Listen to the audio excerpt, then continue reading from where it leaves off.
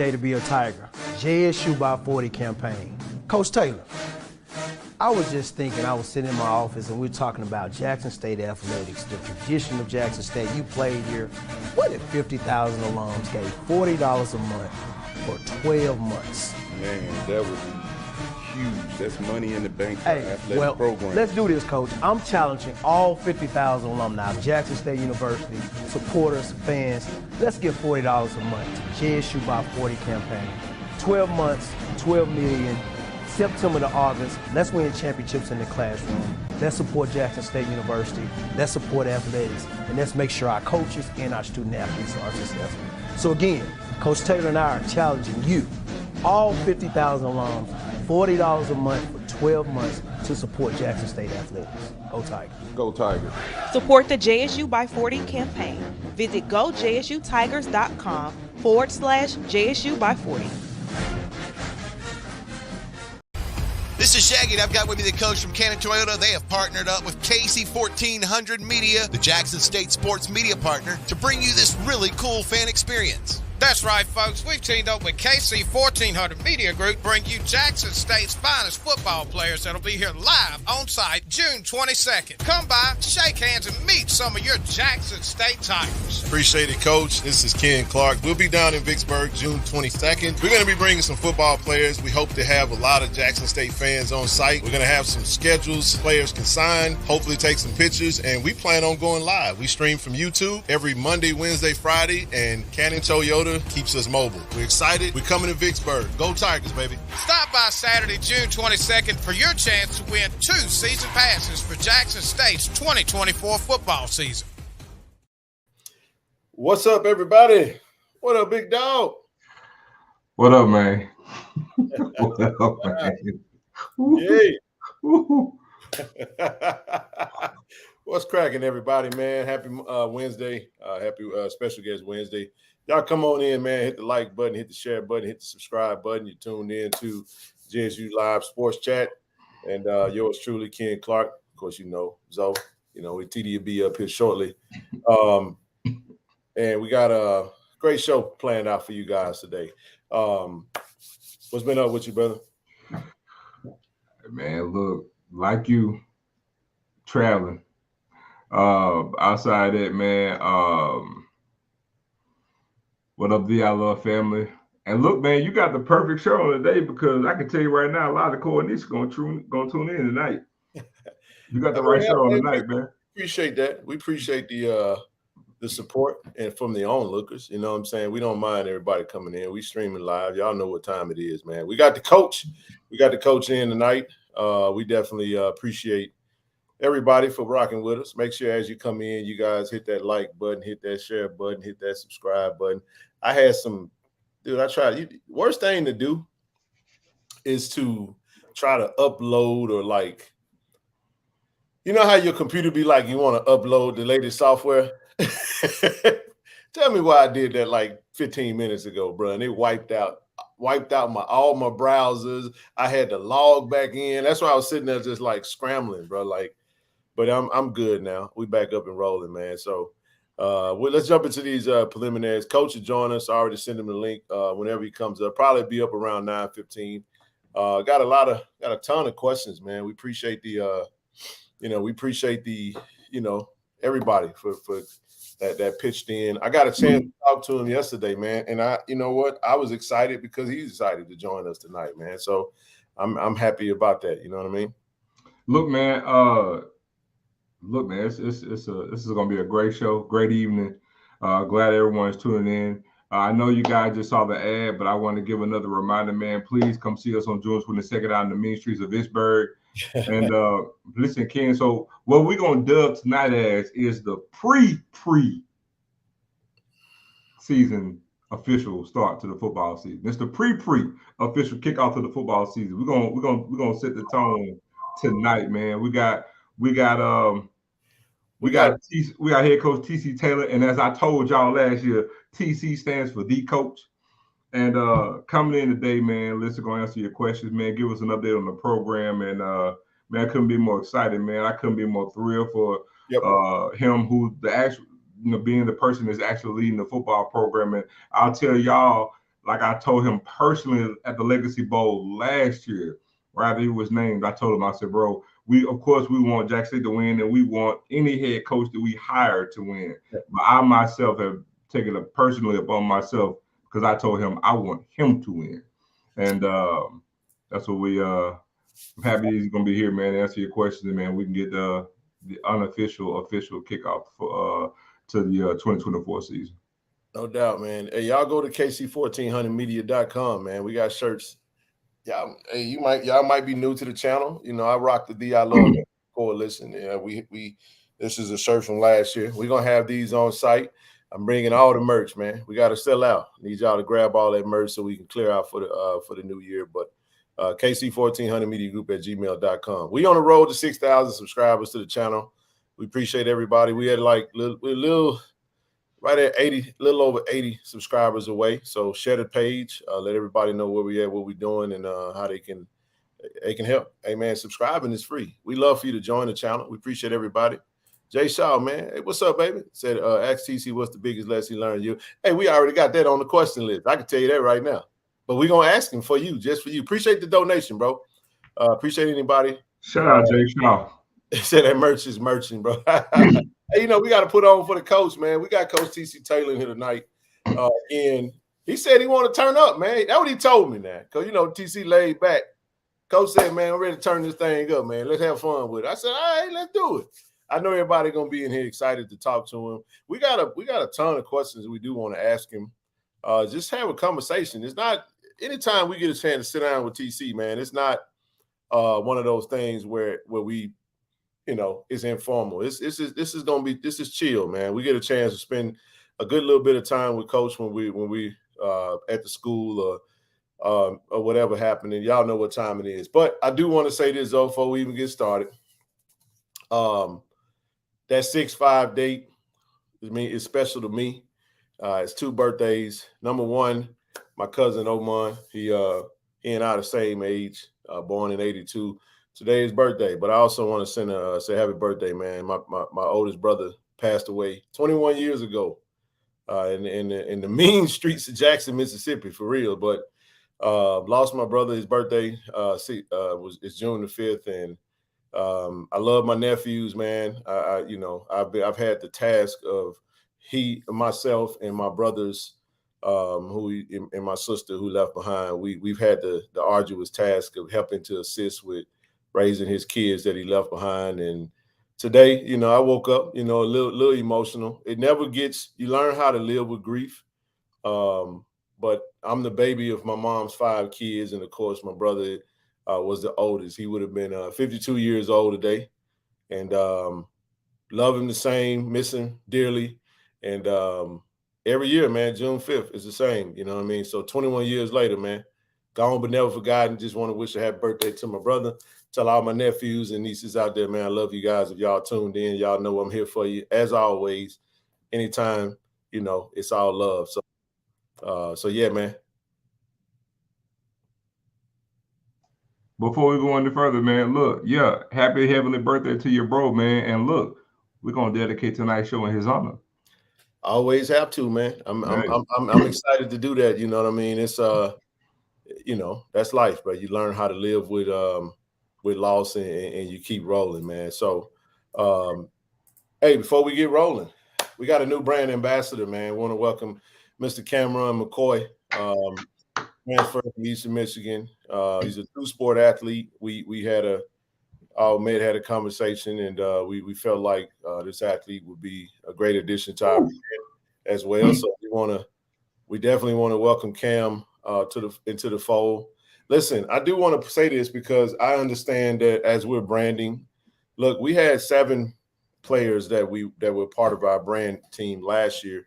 We just wasn't announcing it. So in the efforts to try to do better with our messaging and letting folks know what we're doing, we're letting it be known who it is that we're working with and who we're partnering with. So I'm excited about the trajectory so far. That puts us at 5 football ambassadors. We have 5 track ambassadors. We're probably going to have 5 women's basketball ambassadors, probably 5 men.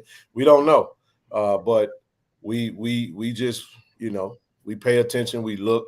and we decide on what's best for the brand.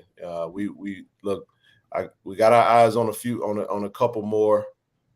We don't. I would just tell the athletes right now, there's no reason to jump in the inbox. You know, we're gonna do our homework, and if we feel like that athlete is good for the brand as far as what we're trying to do, because you know we're looking to partner from an influencer standpoint. So last 2 ambassadors that we added, actually the last 3, Kobe Paul, we added Jacoby Morgan to the team, and now we just added Cameron McCord today actually. So I'm excited about that. Happy, he's ecstatic to be a part of it, and just it's a way for us to ingratiate ourselves with some of the newer athletes that are coming in. Of course, we won't be able to get every new athlete. We won't even be able to get every old athlete. But here's what I do want to say, because we did have somebody from the chat actually hit me up through email asking how they could be a part of the KC-1400 collective. I sent them a link to the chat, and I let everybody know. So listen, if you're interested in joining this movement, man, we building. Shoot me an email at KC-1400mediagroup@gmail.com. I'll give you all the information. And we do this as a collective unit. This ain't a Ken thing. I just really need people to get out of their mind. I need everybody to get out of their mind that I do not do this alone. I know you see KC. I know you see me working, but I get annoyed because I don't move alone. It ain't about me, and I'm going to debunk that every time. I don't care if it comes from folks on the screen. I don't care what you think. I do not care. I do not do this alone. I do not stand alone. And I'm not saying that no more. So ain't no need to stop the hate, man. Some haters out there. I just want y'all to know I've been put on notice. There's some haters out there in the family.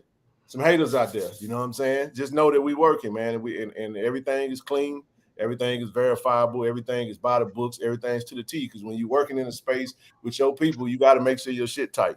And we ain't got no time for nobody to come with they hating and they bad energy trying to debunk and trying to slow down this train, because you're not going to stop it. This locomotive done left the station and it ain't coming back. So if you get in the way, you're going to get ran over. I'm just telling y'all that. You can be a part of it, but you can't stop it. So I just want to say that. But I do want to welcome Cam McCord. TD, welcome to the show, man. What's going on, bro? Hey, what's up, man? How y'all doing? Tiger Nation, what's popping? Hey, man. I just want to tell you, man, since you want your little diatribe, right there. I'm tired, Zoe. I'm tired. But I ain't had a chance to talk to TDT. I'll call you tomorrow. But listen, I mean, you sit there. You know what I'm talking about. I'm making my rounds and letting everybody know we working, man. Because I don't do nothing without these 2 bald head brothers. Look, I'm bald head too. The Milk Dud crew. We working, man. We got KC, Rochelle. We got Nook. Everybody doing their part, man. You didn't say all the stuff we done. I'd be remiss if I didn't say to the I Love family. Hey, I'd be remiss if I didn't tell the I Love family, hey, who got it better than us? Nobody. Hey, listen, I'm talking to Steve, man. Shout out to Steve Campbell, man. Big bro called me. Shout out Steve Campbell, man. Yeah, I know he famed you. I know. Look, we'll get into that later. But no, we was talking about some real business, helping with some stuff. And we just was saying, man, like I was telling him, I was like, in the world that we live in, bro, like if somebody's doing something and it works, man, I'm trying to holler at them and see what they doing. I'm trying to jack them ideas, bro. Dundee, what's up, baby? What's up? That's our golfing partner right there. What up, man? What's up with you, man? What's going on with you? But look, we got Coach about to come through this thing. But I did want to say we got the event coming up. We'll come back and circle back around after the show to touch on this. But before we get rolling, everybody got anything that's on their mind that they want to touch on real quick? What y'all got? Anything? Anybody? Go ahead, TD. What's up, man? No, I'm good, man. I'm excited, man. I'm blessed, happy to be here, man. I'm grateful. Hey, man, I'm good. Man, I ain't got to talk about, but man, I'm geek. Look, this time next month, man, we literally got 5 weeks, and we had the Swag Media Day. Like I'm telling y'all. Hey, man, but you know what?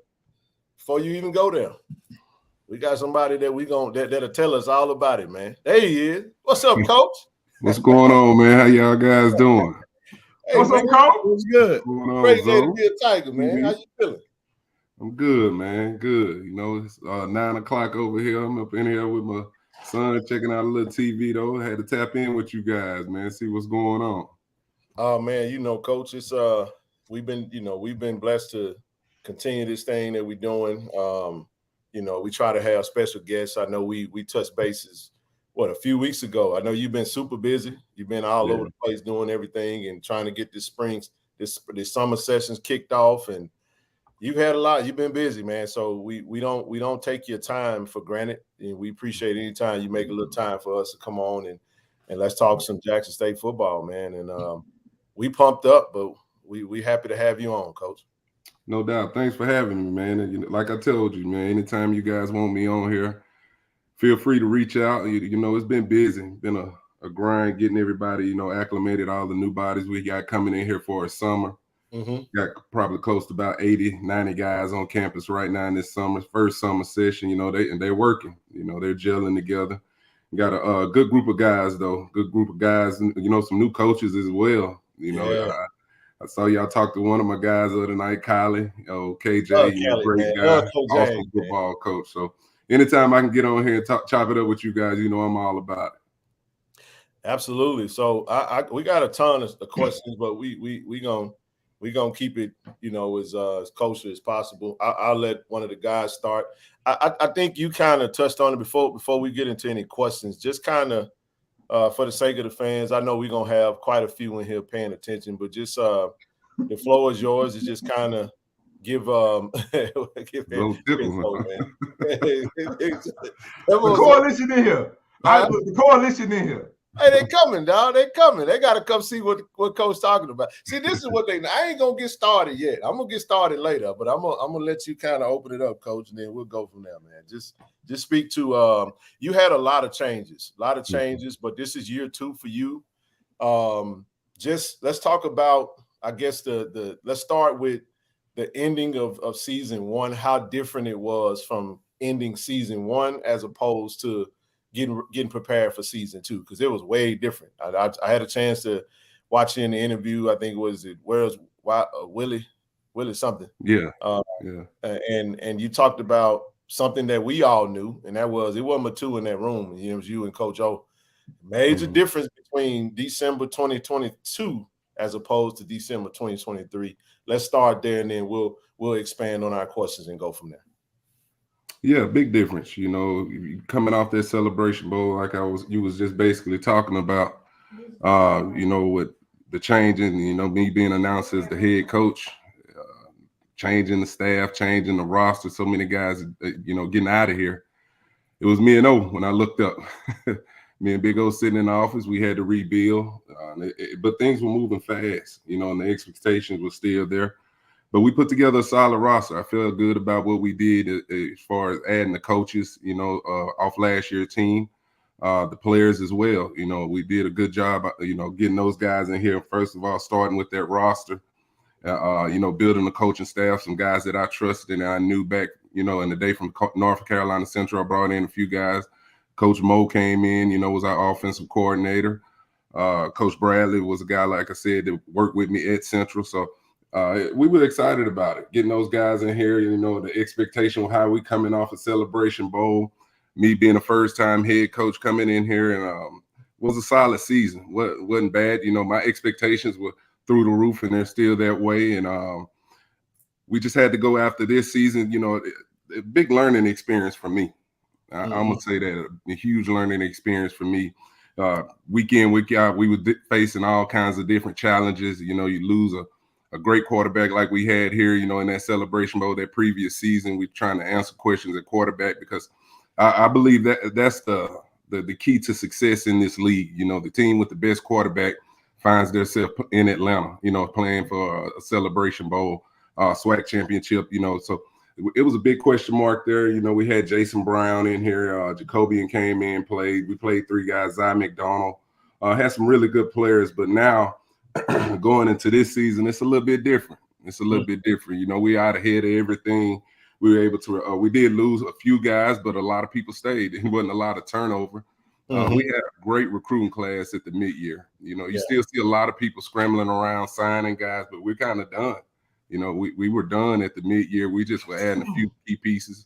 Had a great high school signing class, a great group of transfers coming in here now. We talked about that far as after that signing day period in February, we said we want to add maybe 10, 11 transfers, and I thought we did a great job of that.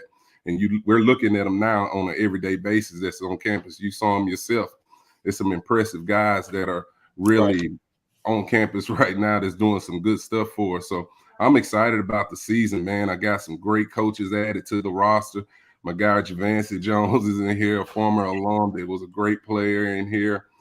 Chris Orr, Kylie James. I'm excited about Quinn, man. You know, getting the opportunity to lead this defense. Oh yeah, those guys. You're talking about a bunch of young guys, high energy guys that's going to be, you know, great football coaches. Manny Ramirez is a guy that I've always thought a lot of, coming from Texas Southern, led the league in rushing 2 years in a row. And everybody know I likes to run that football. You know, I wants to run that football, and he's doing a great job with those guys. Vincent Marshall at receiver. Yeah. So, you know, we got a bunch of guys in there, a bunch of new faces, but they're doing a great job. Eric Gallen came over from A&T. And what people remember, he was on here in 2019 for a brief stint, you know, before some change there. And then, you know, we hit it off as, you know, he and I. And I always told him, you know, if I had an opportunity to get you back in here because he can recruit his butt off, you know, I was going to do that. So I'm excited about it. You know, I'm excited about being ahead of the curve this year. Outstanding, man. You know what? Let's do something a little different, fellas. Before we go into our questions, let's show some love to the chat. Let's start here. He said, Jay Shaw said, fall back, bro. I get to ask the first question. So, Coach, we got some chat questions. We're gonna start there. Jay Shaw, East Coast brother, he gonna be hanging out with us over in Bethune we're going to Daytona to take over Daytona for Bethune-Cookman's homecoming. Right? So Jay Shaw want to know your biggest lesson learned in year one as a head coach. What are you looking to improve on in year two? I mean, we all know that JSU got the big mark on their back, but teams are looking to beat Jackson State every week. We're getting everybody's best, and you know that's something that I'm looking forward to this season. We're going to get everybody's best, you know, going into this season. Starting with game one, you look at the Monroe game. You know, they got a big point to prove as well. They're coming off a new staff, coming in with a new staff, new roster as well. It's been bumped up to Thursday night, ESPN Plus. Yeah. You're going to play Lane here at home. That's a huge deal there. You know, everybody was talking about it last year, including myself, you know, all the road games early on, but we'll get a home game, second game. And then we talking about that team from Baton Rouge on, you know, that third ball game. So just getting everybody's best, you know, and that's what I talk about our team about right now, being ready to go every week, you know, because people are going to bring it. You know, Jackson State, you know, that game is like their Super Bowl, no matter who we're playing. So that's what, you know, just going into this season, some things that, you know, that was a little bit different from last year, just understanding the magnitude of every week and just having our A game. Because in this conference, 1 or 2 losses, you know, can cost you a SWAC championship or a SWAC opportunity playing for a SWAC championship or winning the division. So that's one thing I have to say. Also, I think the second part was what it was as far as improvement. Yep. Yes. You know, right now, you know, my biggest emphasis, guys, is like right now is getting making sure we're solid, special team wise.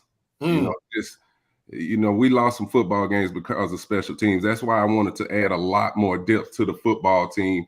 You know, whether it's at the linebacker position, the DB position, you know, those guys that's on, you know, second, third on the depth chart have to be really solid players because, you know, you counting on those guys to go out there and win games on special teams. We lost some games, you know, due to special teams. You know, we went into a couple games this year where we didn't even have specialists, you know, kickers, punters, and stuff like that. So special teams has been a huge emphasis on it. You see, that's why I brought in JSU Jones to lead the charge for the special teams because, you know, he's a high energy guy, very detailed guy.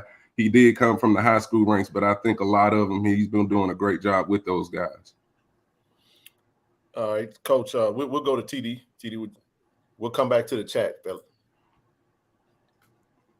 Good evening once again, Coach. Glad you could join us. You got it. So I wanted to know how important it is to have like-minded coaches rather than have coaches who's good at their position, but you don't get along, you guys don't see eye to eye. Well, that's the first thing that, you know, when want to say vet my coaches is making sure that, you know, they're going to fit our chemistry. Because one thing about it, you're bringing in with the transfer portal and everything, rosters are changing year in, year out.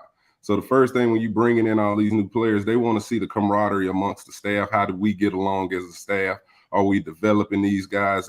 And everybody got to have my vision. You know, I'm big on that. And that's why I'm excited about this staff that I have in place right now. These are young guys. They're energetic guys. They're going to be great coaches here in the future. And, you know, they just share my vision. You know, it's whatever the voice that they hear from me, it's echoed throughout the building. Yep. You know, and I'm big on that, and they do a great job of that. Awesome. Thank you. All right, what up, Coach? Now, listen, I pretty much knew everybody's going to pretty much ask you about stuff from year 1 to year 2. That's pretty much commonplace, but I wanted everybody to kind of get a feel of who you are. So I was thinking, because we pretty much try to come up with some questions, I wanted to ask you, since you played at Jackson State, you yourself as a coach right now, as a former player, do you coach the way right now in the manner in which you wanted to be coached, or do you do it in a whole different way? I'm gonna say I do it in a whole different way. You know, let me say this: like back in the day, you know, Big Daddy and them was a little different. Yeah.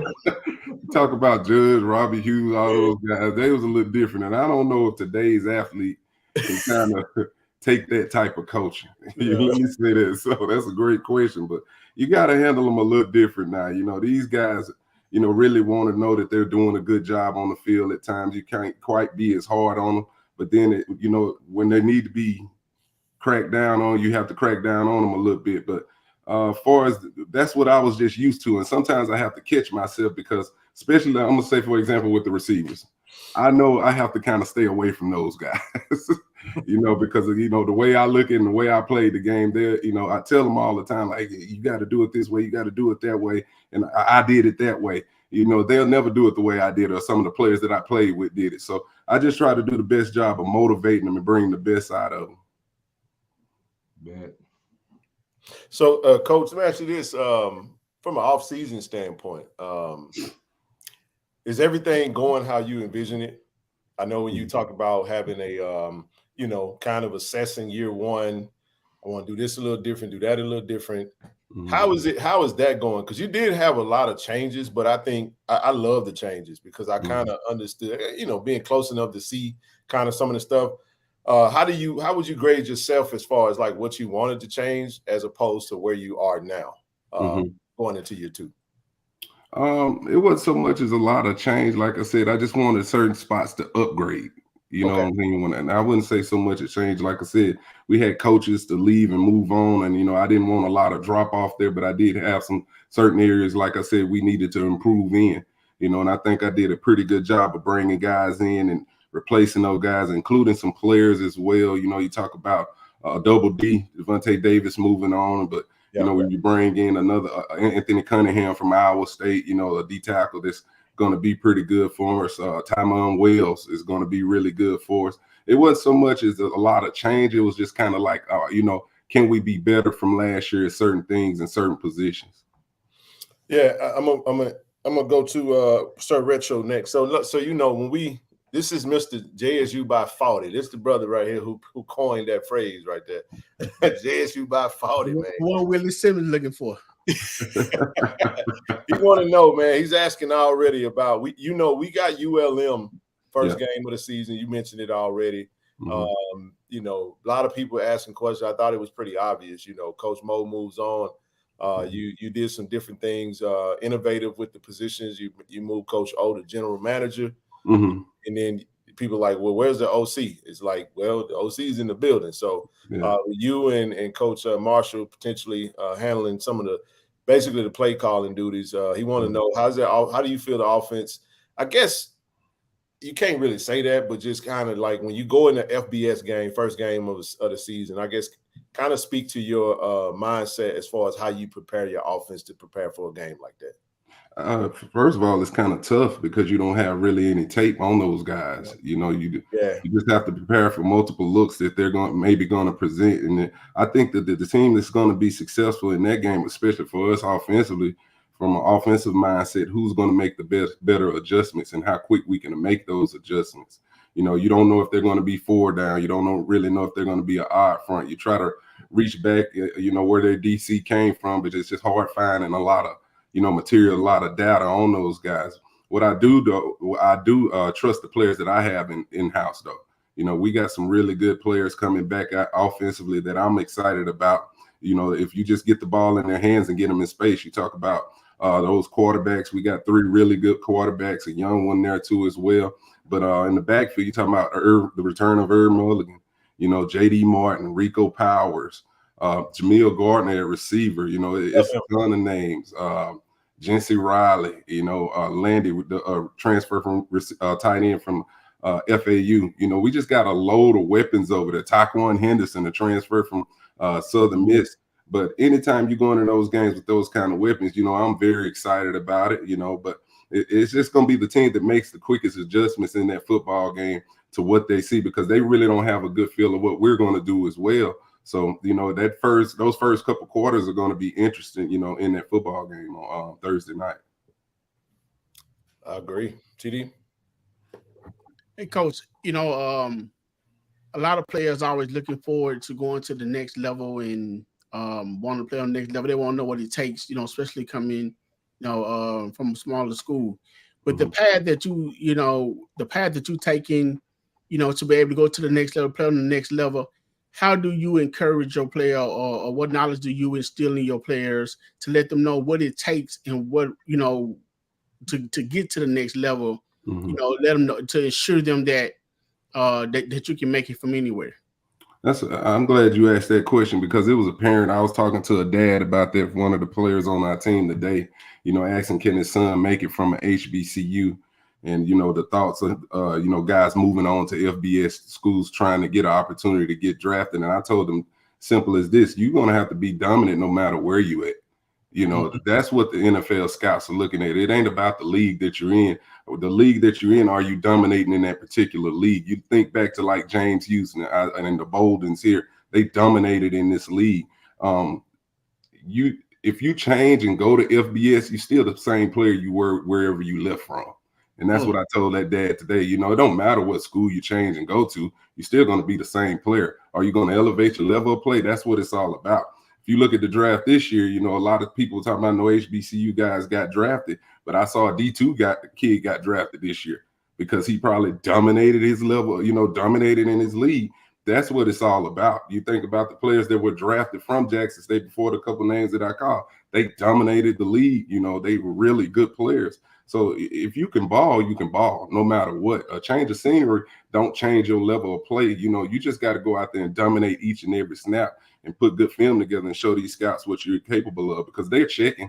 You know, we have scouts here every day. You know, they're coming to, we have a great turnout for pro day, you know, and that's, you just got to ball. You got to be dominant as a player, because it's hard in the NFL. It's hard to make it to the NFL. You know, it's a select few guys that can get their foot in the door. It's a select few guys that's going to stick once they get there. So that's what I try to tell these guys. You know, a change of scenery is not the thing. It don't matter what's on the helmet. You just got to, it's the guy that's underneath the lid that got to go out there and do their deal. Amen. Thanks. 100%. And then once they get there, coach, it's up for them to stay there, right? You know, you can get them there, but once they get there, it's up for you put your talent up for you to stay there. Yeah, and that's what I tell them. Like I said, I've, you know, had an opportunity to work in the Senior Bowl with the Detroit Lions. And I went over to the Tennessee Titans and worked with those guys as well. So I had a good idea, and I played in the NFL. I got a good idea of what they're looking for, you know, and I tell these guys, that's an everyday league. You know what I mean? That's an everyday league. That's not something you could take Fridays or Saturdays or Sundays off at this time of the year. Those guys are really out there trying to take care of their families with this stuff. And that's what I try to tell these guys. You know, like I was just saying, you can't just change your demographics and think that, you know, you're going to get drafted now. We've seen that, you know, in the last couple of years here. The guys taking chances like they're rolling the dice, moving on to other places. But you still, whoever you are, wherever you left from. If you're dominant, you're dominant. If you're not, you're not. Yes, sir. Thank you. No problem. So outside of scoring more points, I mean, I know we talked about the Coach Bo being the OC last year. So outside of scoring more points, what changes would you like to see in the office in comparison to last season? Yeah. You know, the thing that you remember if we started off the first game against South Carolina State, the tempo. You know, we had an unbelievable tempo that game, and you know, we were doing a lot of good stuff. And I really didn't see that tempo again till probably the Pine Bluff game, the first half. And you talk about the first half of the A&M game, you know, and that's some things that I do want us to get back to playing fast. You know, I want to simplify some things as well, and allow these kids and all these playmakers to make plays. You know, and that I think that's going to help us out tremendously going forward. But get the ball into the playmakers' hands. Offensively as well, we got to play better in the second half and learn how to close out football games. Yep. You know, we would be up in the first half of some games and just come out in the second half and look like a totally different team. You know, just I don't like coming off the gas. You know, that's what I call it. Like, let's stay on the gas. Let's go out there, play strong in the third and fourth quarter and finish the game, you know, with some success. If you think about the Valley game, you know, when I left Itabena, I felt like we got our butts kicked. You know, I'm just being honest with you. You know, when I left from up there, I just felt like we got our butts kicked. And, you know, and I let my team know that, you know, on that Sunday when we got back in there, this is not how I envision this, you know, as a football team. We got to learn how to start football games and finish those games the same way. But those are some things that I think we have to do offensively, though. You know, get the ball in space in our playmakers' hand, play with a great tempo, protect the football, you know, and just go out there and create explosive plays. Well, Coach, I know you're going to cut that break line, so I know we're good. Oh, yeah, I'm looking forward to it, too. Hey, Coach. Hold tight, TD, before you go. We got 888 in the room. Man, y'all make sure y'all hit the like button. Subscribe to the channel. Just a little housekeeping. I am going to drop that. When I drop this, whatchamacallit, Coach, I want you to co-sign something for me. Now, we've had some conversations that ain't got nothing to do with nothing on the screen. You know, we are, and I'm gonna bring it up now because Jason, you know, brother Jason Gibson in this thing, you know, he came, spoke to the team with you. He come in there, he shuts it down when he in the building. He shuts it down. But no, yeah, a lot of things that we did through the platform last year, we're not really doing it as public as we did do. But there are some things that I know you did, you know, that you guys came to us that you wanted us to take care of. And I do want to make sure while you're on the screen that everybody know. We got a lot of folks in here. We did the same thing. When the coaches come up, y'all know how we get down on the channel, man. So when I drop this right here, we are trying to raise a few dollars for some stuff we got to take care of. I want to say it in front of Coach because Coach know what we discussed, but we won't really get into all the specifics of everything. But just so y'all know, anything that you guys donate to the channel will be streamlined directly back to the football program for some things that Coach needed. Now, with that being said, Jason put a question up there, Coach, and I'm going to highlight this because I thought it was a great question. He said, Coach, what are some of the most immediate resources that the programs needs? It's a great question. That's I ain't going to answer for you, but hey, listen, for those that want to, look at the ticker at the bottom. Cash App, PayPal, Zelle, however y'all want to do it. Y'all go ahead and hit it. And I'm not gonna bring it up anymore. Y'all see that thing? Y'all go ahead and donate to the channel if y'all like it. Go ahead, Coach. Like right now, the biggest thing right now, guys, that I'm really trying to work on is because I plan on being in Atlanta for these kids is to get some suits for these guys. You know, working on getting suits for the team right now. You know, I got a couple guys to be making that trip down to the SWAC here with me next month. So they're going to need suits, but you know, suits for the team would be great right now if we can make that happen. And you know, you talk about the donation, every dollar counts. You know, every little bit counts. Whatever you can give, because it doesn't go unnoticed. But I know that's the number one thing that's on our list right now is, you know, just trying to get these guys some suits. You know, get these guys business minded. You know, certain games this year that I do want to travel in style with. You know, walk out with those be suited and booted, what my guys say, you know, but that's something that I'm pushing for right now to try to get some suits for these kids, as well as some field equipment things. And right now, you know, my guy, Coach O, you know, I got to go and give him a shout out. We trying to create this recruiting room right now. You know, we killing it in the recruiting phase right now, but we're trying to create a recruiting room right now. We're trying to raise money for that as well. So that and some other things, but those are the top things I can think of right now off the top of my head. And hello, Ken, before you go, Coach just said suits for the team. He specifically said before SWAC Media Day, we have exactly 6 weeks for SWAC Media Day. So listen, we want to go ahead and knock this out in 2 weeks because guess what? Suits got to get ordered and they got to get done. Yeah. All right. So I love family. Let's go and knock this out. We got 2 weeks because we want to have this taken care of for before Swag Media Day. No doubt. And I got a couple guys, like I said, there'd be 2 guys that I'll be choosing to go down there. If we could start with those 2 guys, but I want to get the whole team suited and booted by the start of this season. We'll get there. We'll get there. I'll do this, and TD's next up for questions. I'll just say this. I want hey, we got 900 folks in the room. Y'all know how this works. We ain't done this in a while. We've been working a lot offline. Us and the crew, KT Dub. I know he's never on the screen, but he really puts in a lot of work behind the scenes, just kind of helping us do some of the things that we're doing, pushing NIL deals. That's what we do. That's not something that you do, Coach. We want to work with all the student athletes at Jackson State. But I will say this, hey man, if everybody on the live, threw something out there, then y'all know how fast we could get to where we go. So whatever we collect is gonna go directly to Coach. Gonna go to the football program, and then I'll leave it at that. So, all right, TD, let's get back to the questions. All right, Coach. Now the question that I kind of want you to elaborate on what you just said about the Valley game. To the average fan, they look and say, okay, well, we won the game 21-6. Mm-hmm. How do we get our books kicked? What in what fashion do you would you say we got our books kicked being that we won the game 21-6? Well, the thing that for me, the way I look at the game, I know what championship football looks like. I've been a part of champions, and I know championship level of play, but I just feel like we had an opportunity in that game to pull away, and that, when you're talking about the Valley game, the turnovers we had in that game, they end the game with a 97-yard touchdown run. That before we turn the ball over going in the end zone. But to me, like I tell my guys all the time, if these fans are going to show up and show out the way that they do, that we do here at Jackson State, we got to do the same on the football field each and every quarter. And that was just the game, like I said, that, once that fourth quarter buzzer went off, I just feel like we left so much on the football field. I just look at the talent that we had on our football team last year. We could have put out a better, had a better game out there that day.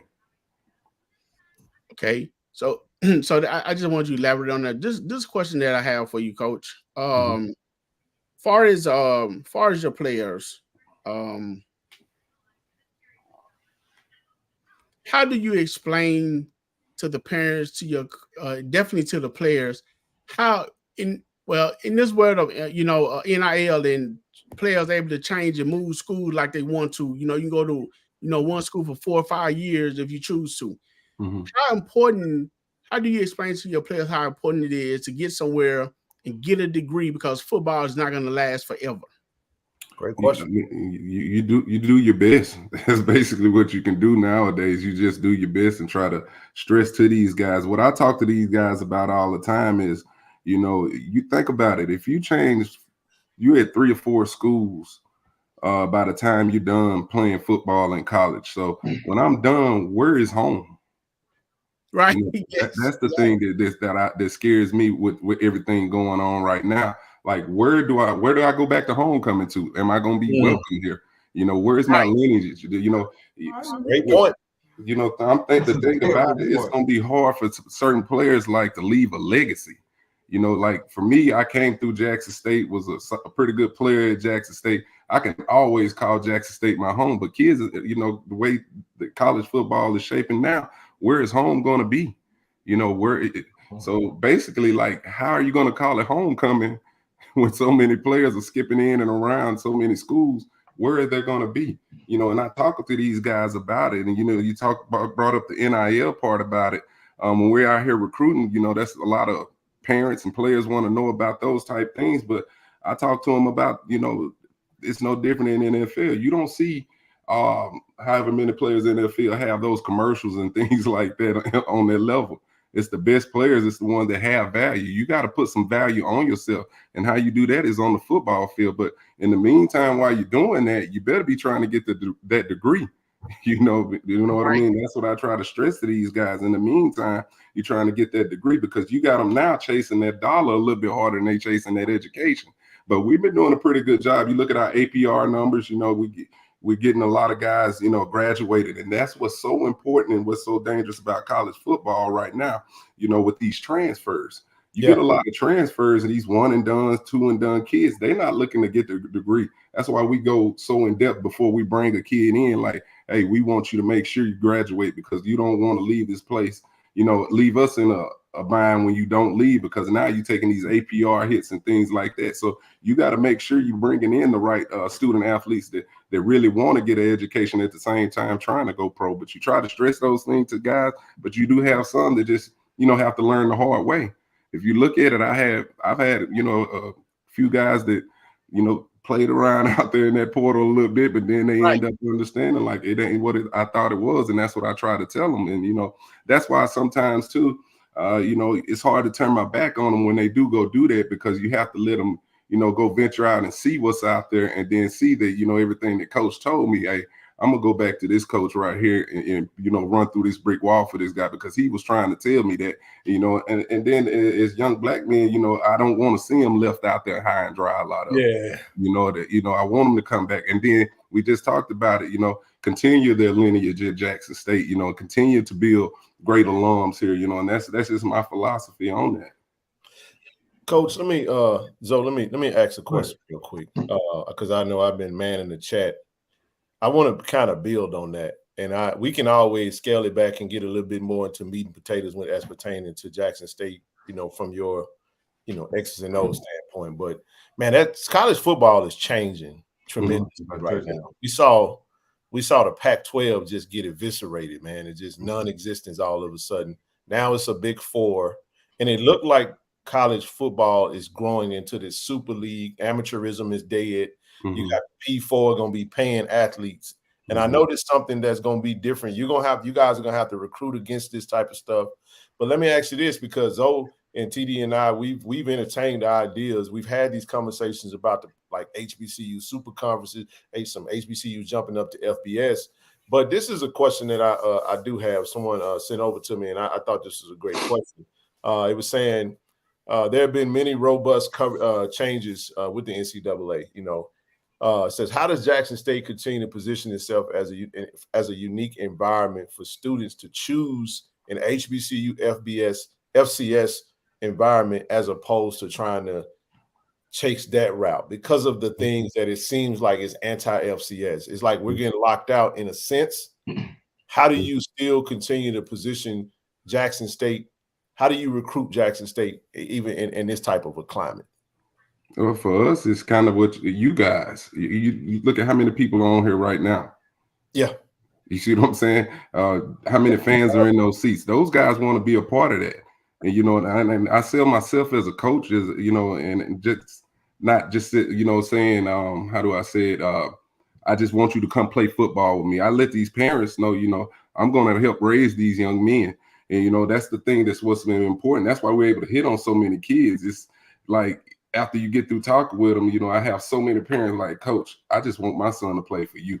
You know, I just want my son to play for Coach Quinn. I just want my son to be here with Coach O. You know, they just coming. It's hard for them to come through, sit with us throughout a weekend and see how we get along as a staff. And then it's the love around the city. You know, they feel it when they're here, when we checking them into those hotels for those recruiting weekends, and people are coming up to us and, you know, hey, man, Jackson State, you know, we love JSU. You choose JSU. And then the biggest thing is the social media piece that, you know, when we offer a kid, the Army comes out. You know what I mean? That's the first thing these kids talk about. Like, you know, I know y'all FCS, I know y'all HBCU, Coach, but the love that I'm seeing right now and the exposure that y'all getting, they want to be a part of that, you know. And then the thing is the upgrade to the facilities that we have. You know, I have so many kids that's coming in here from Group of Five, Power Five schools, be like, man, Coach, y'all got turf field here. This new, you know, our new field house, our facility there. With the things that Coach Beef and, you know, all the upgrades with our AD has done with the weight room. You know, those kids are really blown away when they see the facilities and everything. So we just do a good job of selling us and our brand, and those kids buy into it. Love it. Zoe? Ken kind of went to what I was getting into, but I was really kind of segue from that a little bit, was really speaking to the uncertainty of the college football landscape.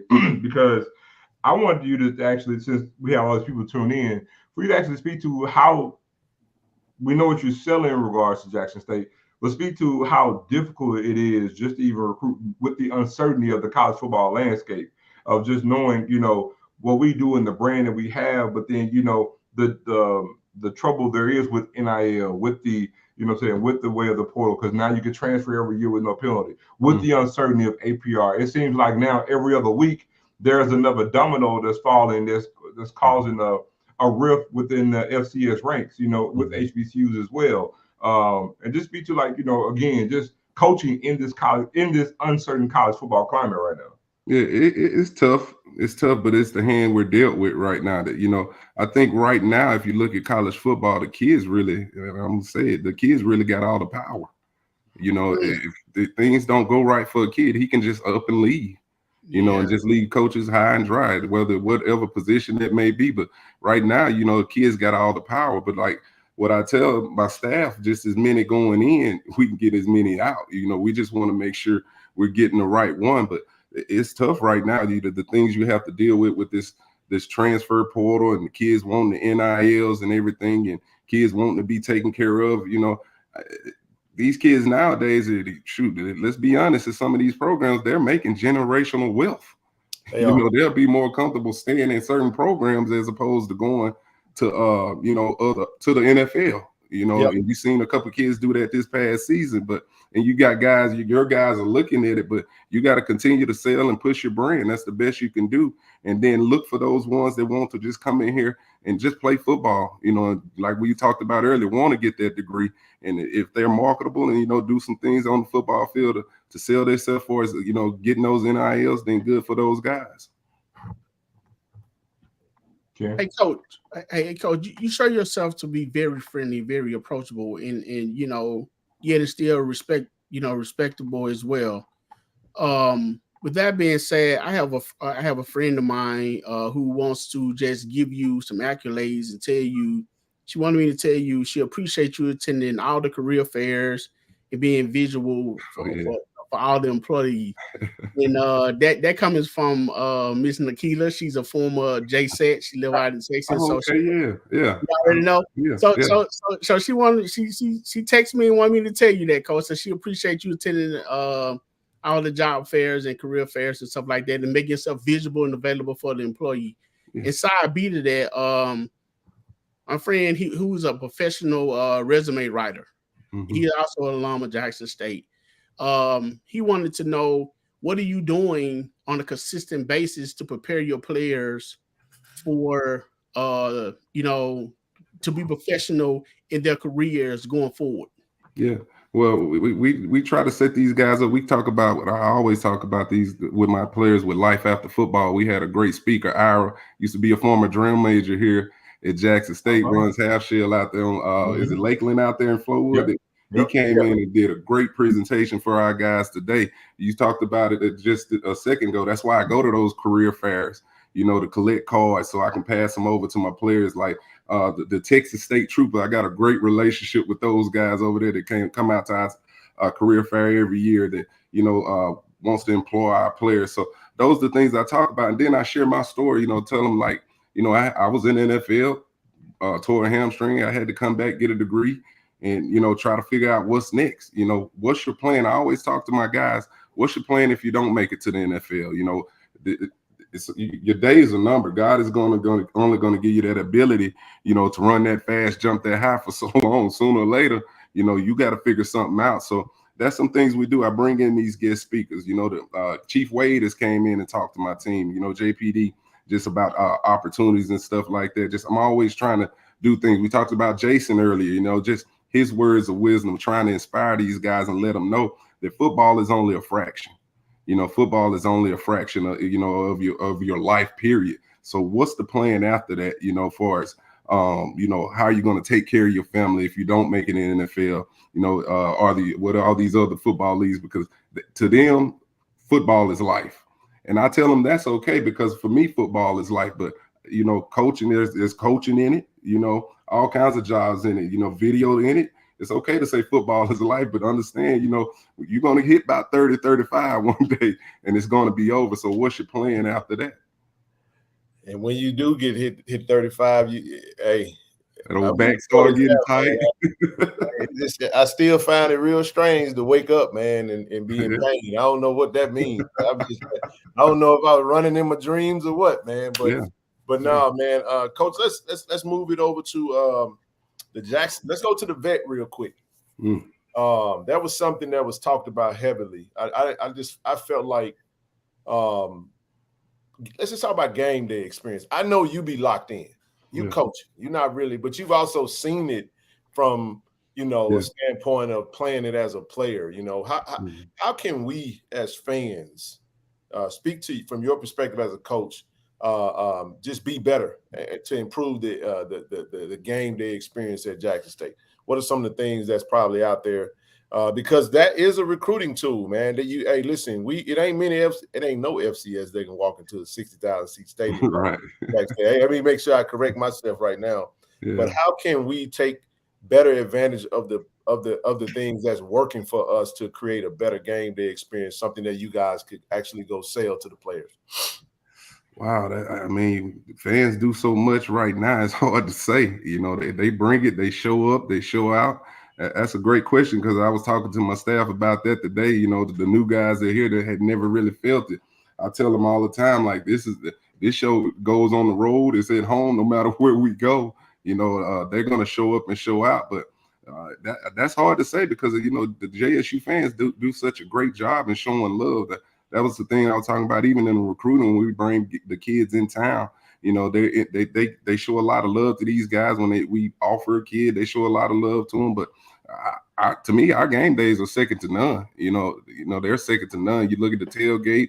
There's a lot of kids like last year that we brought in here had never seen a tailgate. I can remember we pulling up and they like, "What's that smell, Coach?" But we make the little block like, "What are all these people going out here with the campers and stuff like that?" Like, really? You never seen nothing like this? Nah, Coach, this is a little bit different.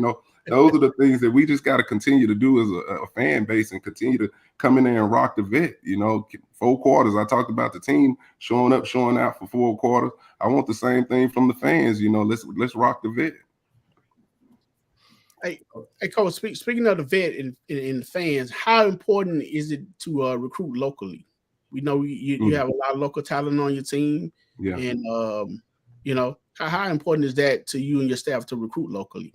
Man, you recruit local, that's just extra butts in the seat to me. You know what I mean? I think about it when I play, shoot, if it was a Saturday game going on in the vet, all the Pike County were coming. You know what I mean? So it's no different now. It's no different now when you get a Nate from Brandon High School, Brandon High School gonna show up and show out. You get a Richard Mays or Zy McDonald that played over at Ridgeland High. All those guys gonna show out. Jacoby and Morgan, those country jokers just like me. They coming from Canton. Hey, easy with that, Coach. Those country jokers just like me. You know what I mean? Taco and Henderson from Canton. That's what it was important about, and that's what I remembered as a player. We had a lot of good local in-state talent, and that's what I wanted to tap back into. And if you look at their roster now, we got a lot of great in-state players that's going to be making an impact, come this fall. Look, Coach, we know every year, man, our goals are the same. Our goal is to win the SWAC and make it to Atlanta to get to the Celebration Bowl. But if you had to take a pick of one thing you want this team to represent, or a pillar, so to speak, what would you want this team name to stand on? Oh, that's a good one, man. To me, it's everything that I want to be ready for that. I hate to single out one game, though. But, I was reading something last night that popped up on social media, and it was talking about the top 10 teams in FCS that had opportunity to play FBS schools this year. And we were number 3. I already know. And I didn't realize it since 1985, I think it was Grambling to be the knockoff of FBS opponent. So, that would mean a lot for JSU this year to go down there and play well and see what that game is in the 4th quarter. So that's the one I'm really looking forward to, that first game, and it would really set the tone going into this season, just to go down there and play well and come out with a win against a Louisiana Monroe football team. Well, let me add something to that, because I let me be your mouthpiece right quick. The first SWAC school to be the Sun Belt team. Yeah. Okay. We can add that too. Hey, let me ask you this, and I'll build on that. Coach, you was in Monroe when we had that game. Yes. I know you hadn't been. I think you were with the tight ends. I think tight ends, yeah. So, damn, I still feel like, damn, I love you, Nugget. I just wanted to. We fumbled the ball at the 50 on the punt return, and it's just we let one get away. We did. We did, man. But because I know after that game, I want to say it was shortly after that game, you got moved to offensive coordinator. Well, I know you got moved to offensive coordinator. We went to Alabama A&M, beat them 61. We left the scooter. Mm-hmm. I do remember that, but a little memento. but I guess in a game like that with a magnitude like that, shout out to Blue and FCS Central and them for writing that article. I had a chance to catch that too. It was great. That was definitely a great article. Mm-hmm. But going into that game, man, I know we kind of touched on it a little bit. As of right now, the boom supposedly not coming. We don't know. We might make some shake for him, but Thursday night though, is that gonna be something different in the preparation? I know the preparation is what it is, but I don't recall playing in many Thursday night games. It's gonna be a different feel. How are we gonna how do we approach that? Well, this one Thursday night it's a little different because it's the first game though. Yep. The Thursday night games within the season are the ones that's tough. Okay, but like the first game for everybody's preparing right now. I'd be crazy to think that like everybody across the country is not preparing for the first game. That's the first game of the schedule. But but if it was a Thursday, after the third game or something, that makes it tough because the preparation in that week is so short. But this time, like I said, we have to be ready for anything that they throw at us because, like I said, we was talking about it earlier as well. So limited on the data that we're getting with that because they got a new staff, new roster as well. Whole new football team, a lot of new things, a lot of changes down there as well. So, you have to start preparing and getting your guys ready for that moment on Thursday night, coming in August because everybody's going to be watching. That's what I told them as well. Everybody's going to be watching that game. So we want to be ready now. That's the importance and the appreciation I have for our President Thompson, our VP of Athletics, Ashley Robinson, for letting me get these guys on campus so early. That's what's so critical about it because, you look at a lot of FCS, HBCU programs, they can't have 80, 90 players on campus right now working out. They won't get those guys. So a lot of those guys, some, second session, some middle of the second session, some not till training camp, So that's the blessing. So we're preparing for that one right now. Hey, Coach, going out to that game, how important is it to convey to your team that once we playing on that level of playing a team of that caliber, that you really have to go out there and play. You want to play perfect football in every game that you're playing, but definitely going into a situation like that where you're playing a larger school, to be on task, to be on key, to try to make every play that you can. So because you're going against the grain, once playing up a high level on the school, to have that mindset ready, mistake-free football, because sometimes you have to play against the refs as well. I mean. Those kind of games, though, you look at it, you can't beat yourself. First things first. But I always talk about this as a coach when you talk about FCS playing an FBS school. The most important thing, if you look at it behind the scenes, FBS programs have 85 scholarships. They got 85 scholarship players. We only have 63. So right. All that kind of stuff matters as well. So, you want to make sure your roster is kind of intact when you're going to play those type teams, but you don't want to go down there and beat yourself with turnovers, things like that. When we get back to talk about the game with turnovers, you want to come out playing fast. And then the most important thing is some kind of way in those type of games, you want to have an opportunity to lead the game in some point, some shape and form and fashion, and put a little pressure on those programs, being behind, at Jackson State, and see how they're going to read and react. Because they got a completely different roster, me studying their roster, like they're kind of like we were last year.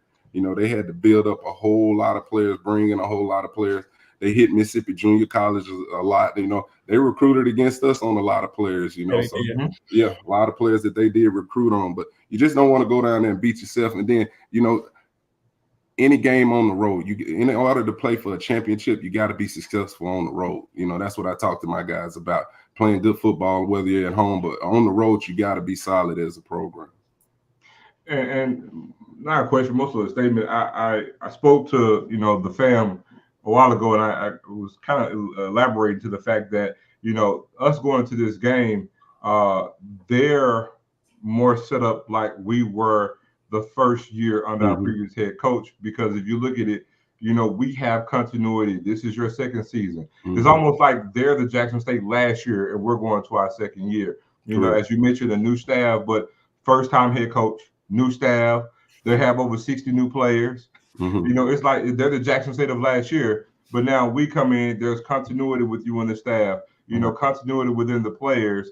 And, we're going in, and it's the first game of the season. And as you well know, anything can happen within that first game. And so I think it gives us a lot more credence to have success within this first game. But also, taking into account, I did want to ask you, and I know we don't look into particular games because every game matters. But outside of a goal, just peel the curtain back. Outside of a goal of just say we want to win the Celebration Bowl or the SWAC championship game, like, do we actually are we going with the mantra that we just we taking them one at a time, or are we just saying, hey, we want to win them all, or we try and go undefeated, we're going 1-0? Like, what's the actual tangible mantra we actually go into once the players arrive on campus? Yeah, I talked about them, but with that Zode last week when we first got in there. So say, for instance, for June, this month right now, the focus is we're not even really talking much about Monroe. It's about developing into the best us, be the best you can be, get in the best shape, get strong, understand the playbook, understand all the installs and stuff. Because like I said, we got some new coaches here. We're putting in new systems, so players getting adapted to that. Now, when July rolls around, we'll start turning the tide even more and start focusing on that trip we're talking about going down to Monroe.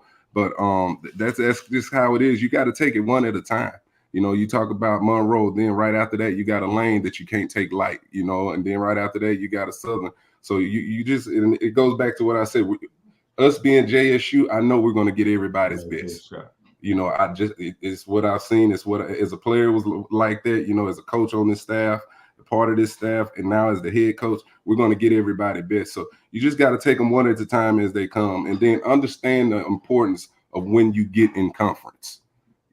That's big there. When every game in conference is critical, every game, because some teams it's quite a few new head coaches is in the conference this year. They've done a good job of recruiting on both sides in the West and East, tapping into this transfer portal, and the team that just can bring all those guys in and develop the chemistry with their staff and the players, and that's going to be the team playing for that SWAC title. We're going to be the team winning the East Division, the team that win in the West Division. So that's what it's going to come down to. You play your preseason games. That's kind of what I call those out of conference games, and then you start getting your mind geared up. And you want to be healthy too at the same time. That's a big thing for us. That bit us in the butt a little bit too. And I'm not making any excuses, but because you still have to go win games, but you want to be healthy when you're done playing. That you're done playing a lane football team going into a Southern conference game.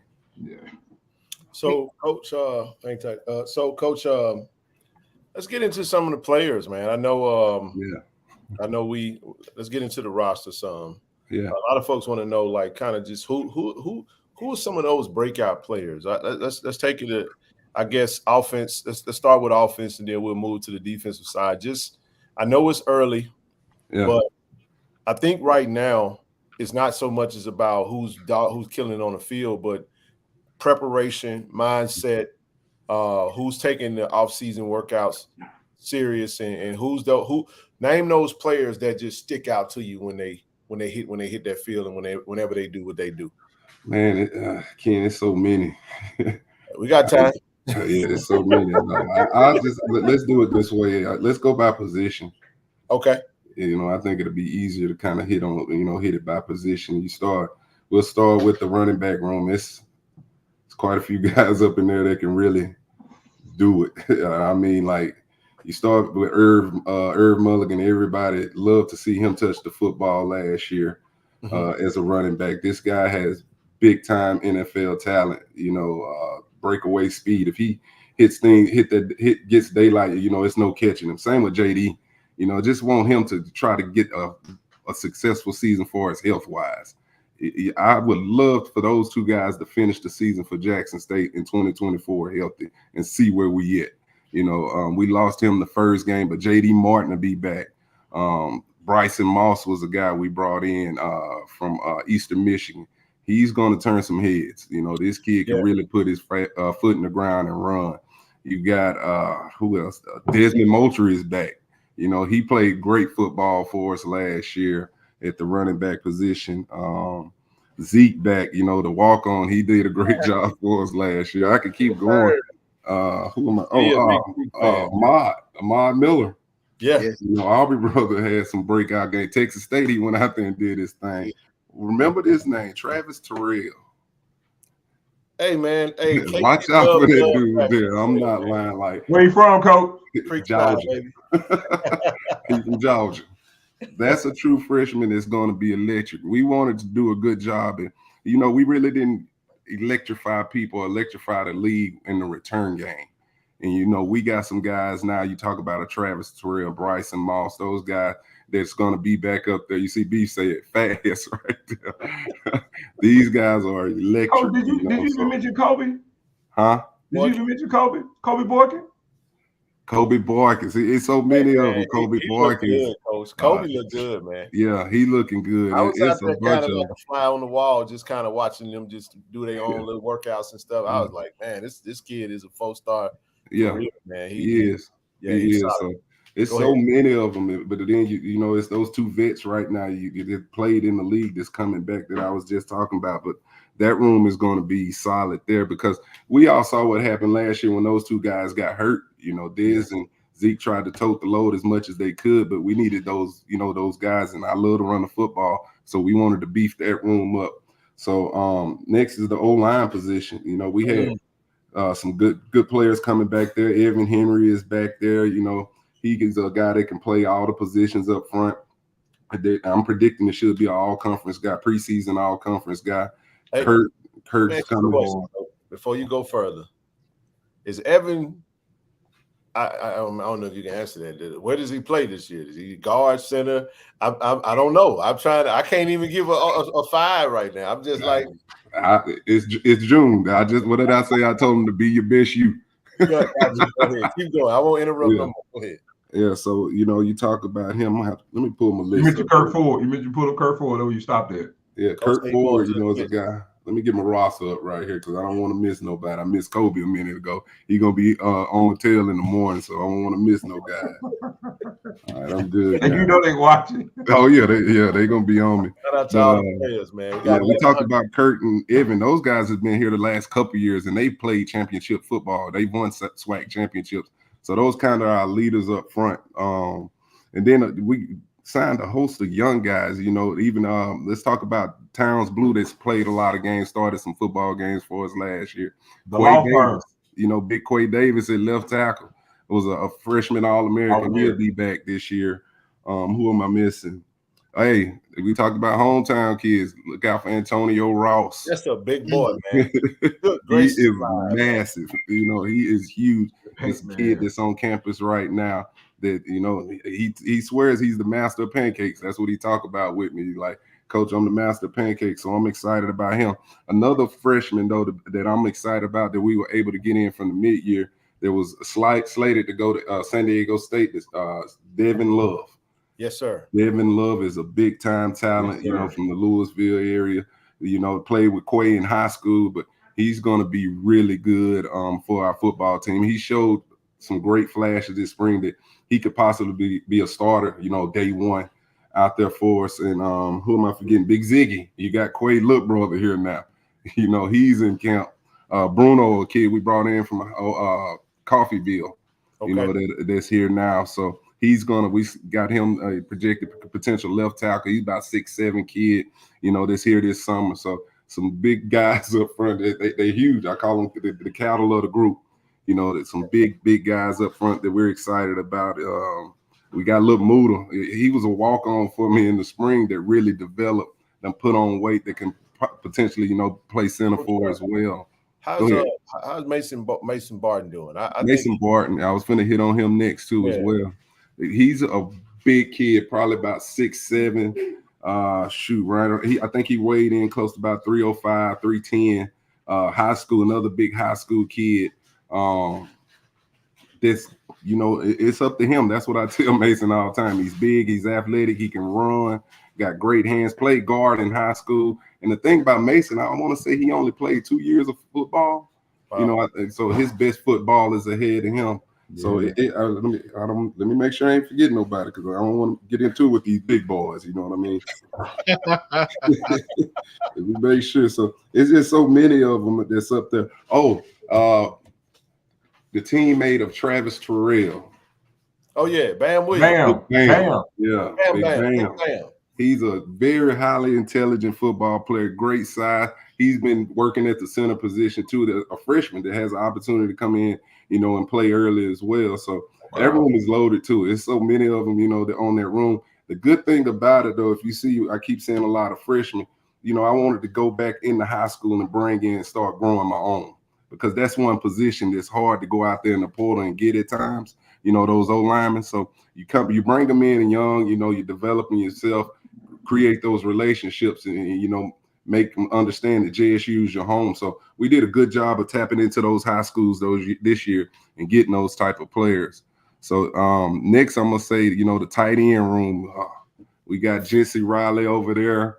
It seemed like I told Jesse, it seemed like you've been around here longer than me. You know what I'm saying? We got Jesse over there at tight end. Sebastian St. Louis, a 6'5", 6'6" tight end that didn't even play last year. He did pretty good in the spring. Had an injury in the spring, so we are counting on him to get back. He has been still on injury reserve, but he's bouncing back. A big kid that can really run. Remember this name here, Marvin Landy. That's the one that we talked about earlier. The kid from FAU that can really play. It came from FAU, stopped at UT Martin for a minute. He got to campus today.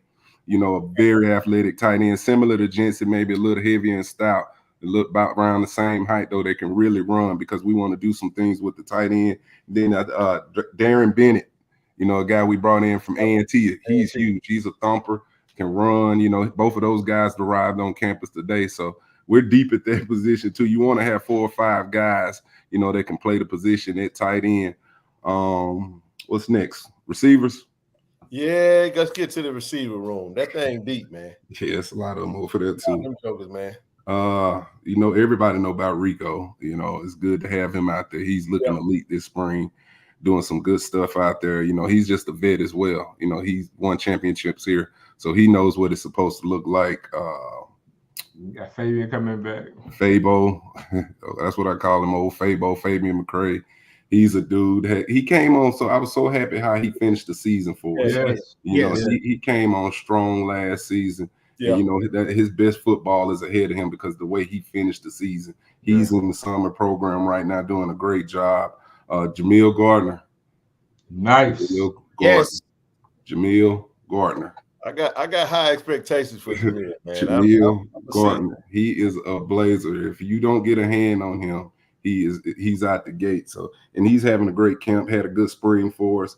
Jonas Fortillion, a huge receiver that made plays for us last year. Yeah, physical dude. We talked about Tyquan Henderson.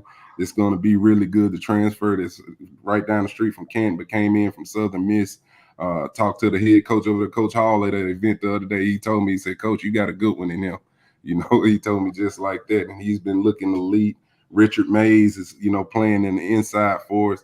He's a big body that's about 6'2", 6'3". Isaiah Spencer. Isaiah Spencer is getting better each and every day. He played a lot last year as a young receiver, going into his second year this year. Who am I forgetting? Eric Simmons is out there making plays this year. I'm forgetting somebody. Well, it's a lot of them. So let's Jalen Dupree, man. Jalen Dupree. That's who I was going to hit next. Yeah. Dupree, who else we got out there, man? He's electric, man, and he's one of those guys too to watch out in the return game as well. That's what's been coming in the summer too with these guys. Is, just him learning the playbook coming from the JUCO level.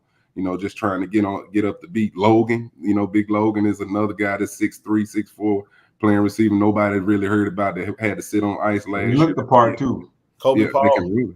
And look, I tell y'all, look, Dupree was a silver cap kid, man. That tell you what you got in the slot right there. Oh yeah, he goes. I'm telling you now, that little joker there, he got some wiggles to him now. He got Talk some. about the growth of Kobe Paul in the wide receiver room, Coach. Kobe Paul, man, that's my guy.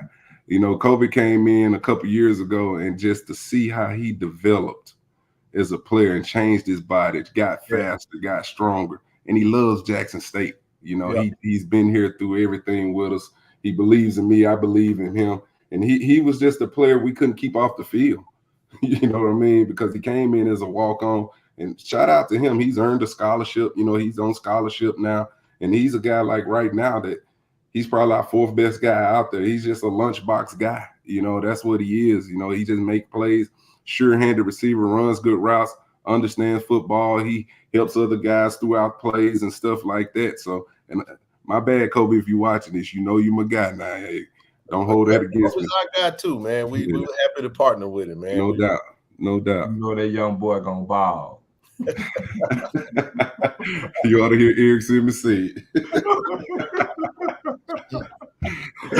Oh, right. You got to be there to know what I'm talking about. Yeah. So I mean, it's a lot of players over there, you know, and ending with the quarterbacks. Shoot, like that's the room everybody looking at. You too. shocked us, Coach. You brought us another QB in the room, man. Yeah. And, we just partnered with two of them, so we're excited about that. But speak on it. Yeah, but starting with Jacobian, you know, ended the season strong for us last year, came in. It would have been great to see what Jacobian could have been if he didn't have that hand injury on last year. Mm-hmm. You know, he was banged up last year, but once he got healthy, you know, he did some good things for us on the football field. And what people got to understand with Kobe, he still has 2 years left. You know, he's still learning a lot about the position, and the strides that we're seeing him take. You know, it's unbelievable. You talk about a kid that's 6'5", you know, big body, don't mind running, being physical. You know, we're teaching them defenses, how to read defenses, where the ball's supposed to go in certain places, working with them on accuracy and things like that.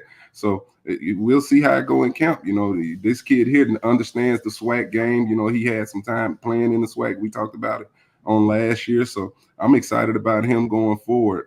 Next will be Zy McDonald. You know, we saw him all spring, a transfer in here, played at Ridgeland High School. That if he gets a step, you know, you could say goodbye. You know, he could start for a lot of teams in this league. Very highly intelligent quarterback position, player at the position. Ethan Terrell, another one of the Louisville kids. We went over there, and that's how we ended up getting all those linemen. We're looking at Ethan, and then I'm like, who are all these big hams up here blocking for him? We might need to tap in on them guys. But Ethan's going to be a good one. You talk about the future of JSU football. You know, a kid very smart, was able to leave high school early and enroll in December. So he's been here since the spring, and we've seen him getting better since December to this point. You know, he'll be arriving this weekend, getting into camp. So we're excited about him. And you just talked about Cam McCoy. You know, Cameron McCoy, a kid we brought in, he's electric. You know, I mean, he's very electric. He's going to play baseball here. He throws 96, you know, coming off the mound. Talking to his head coach, he said, you know, coach, he was our best athlete on the team, you know, by far at Eastern Michigan. And you can see it every day when he takes off running. You know, he's very athletic, you know, very, very fast, got some great wheels, big arms. So we're going to throw them all in there and see what happens, you know, this summer and going into training camp on that offensive side of the ball. And it's going to be the guy that's able to gel and, you know, just lead the football team.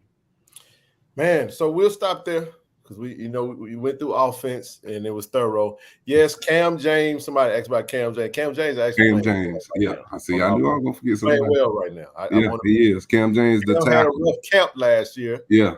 And he had a good spring. You got to get credit where credit is due. Yeah. I'm happy for the brother. Yeah, he's still there. He's doing good stuff. You know, like right now, he's sliding number one at right tackle for us. You know, a big kid that can play football. You know, and like you said, man, I recruited him, so you know I was going to be hardest on him. You know, and I used to push him every day. You know, because talking to this again, it goes back to I recruit parents, and his dad told me, you know, put your foot in his butt, coach. And that's what I did every day, pushing. And, you know, and this spring, he just kind of turned it on, had a pretty good spring. So he's in camp now doing some good stuff for us. Shout out to Cam. Sorry, I forgot about you too, big dog. All right, y'all got anything before we go to the defense side of the ball? Anybody? All right. All right, we'll start with the big boys up front, Coach. The D line, man. Callie James in the house, baby. Big Callie got him going over there. That group right there now. I'm excited to see. I'm not lying. Me too. It's a cast of characters over there that's gonna really set the tone. You know, up front, you talk about championships are won in the trenches, and by far that's the one of the most talented groups on our football team. Yeah, you know, just watching them these last few days, this last week, you know, they're very impressive. Big Jeremiah Williams, you know, he's all that and then some, and then he's a true blue guy. You know, he's been there since the beginning. You know, stuck with me, and he believes in Jackson State. He loves Jackson State. From home central, we talked about him, in-state guys, but this kid he's gonna be a force to be reckoned with in this league, and I'm gonna keep it that simple on him. Everybody seen a lot out of him. True Thompson, you know, one of the most explosive, quick, strongest kids I've ever seen in the weight room at the D-line position. Who's next? Ty Martin, big Ty. Transfer we brought in here that's been doing a great job. Let me get my list back out. I don't want to forget nobody. Wales. Tymon Wells has been doing a great job for us. You know, he's a kid that's another in-state kid from the Delta. We brought in from Kahoma. They had a lot of traffic, it was recruited heavy by some other schools that's really been developing for us. Athens Smith, you know, Athens Smith is doing a great job right now that played last year for us. Philip Webb, the transfer from LSU, you know, he's doing a great job. Remember this name, Josh Nobles. Oh, yeah. I just told him Monday, Coach. I just told him Monday. I just told him out for Josh Nobles. That dude is you can't take him off the football field. Rain, sleet, snow. It's thundering tornadoes out there now. He just out there running, doing stuff. But you talk about a terror on the football this spring. He did a great job for us. I'm so excited to get him on the field with the Trues and the Jeremiahs and those guys mixing it up. Let me see here. Let me get back to my list. Goldmouth.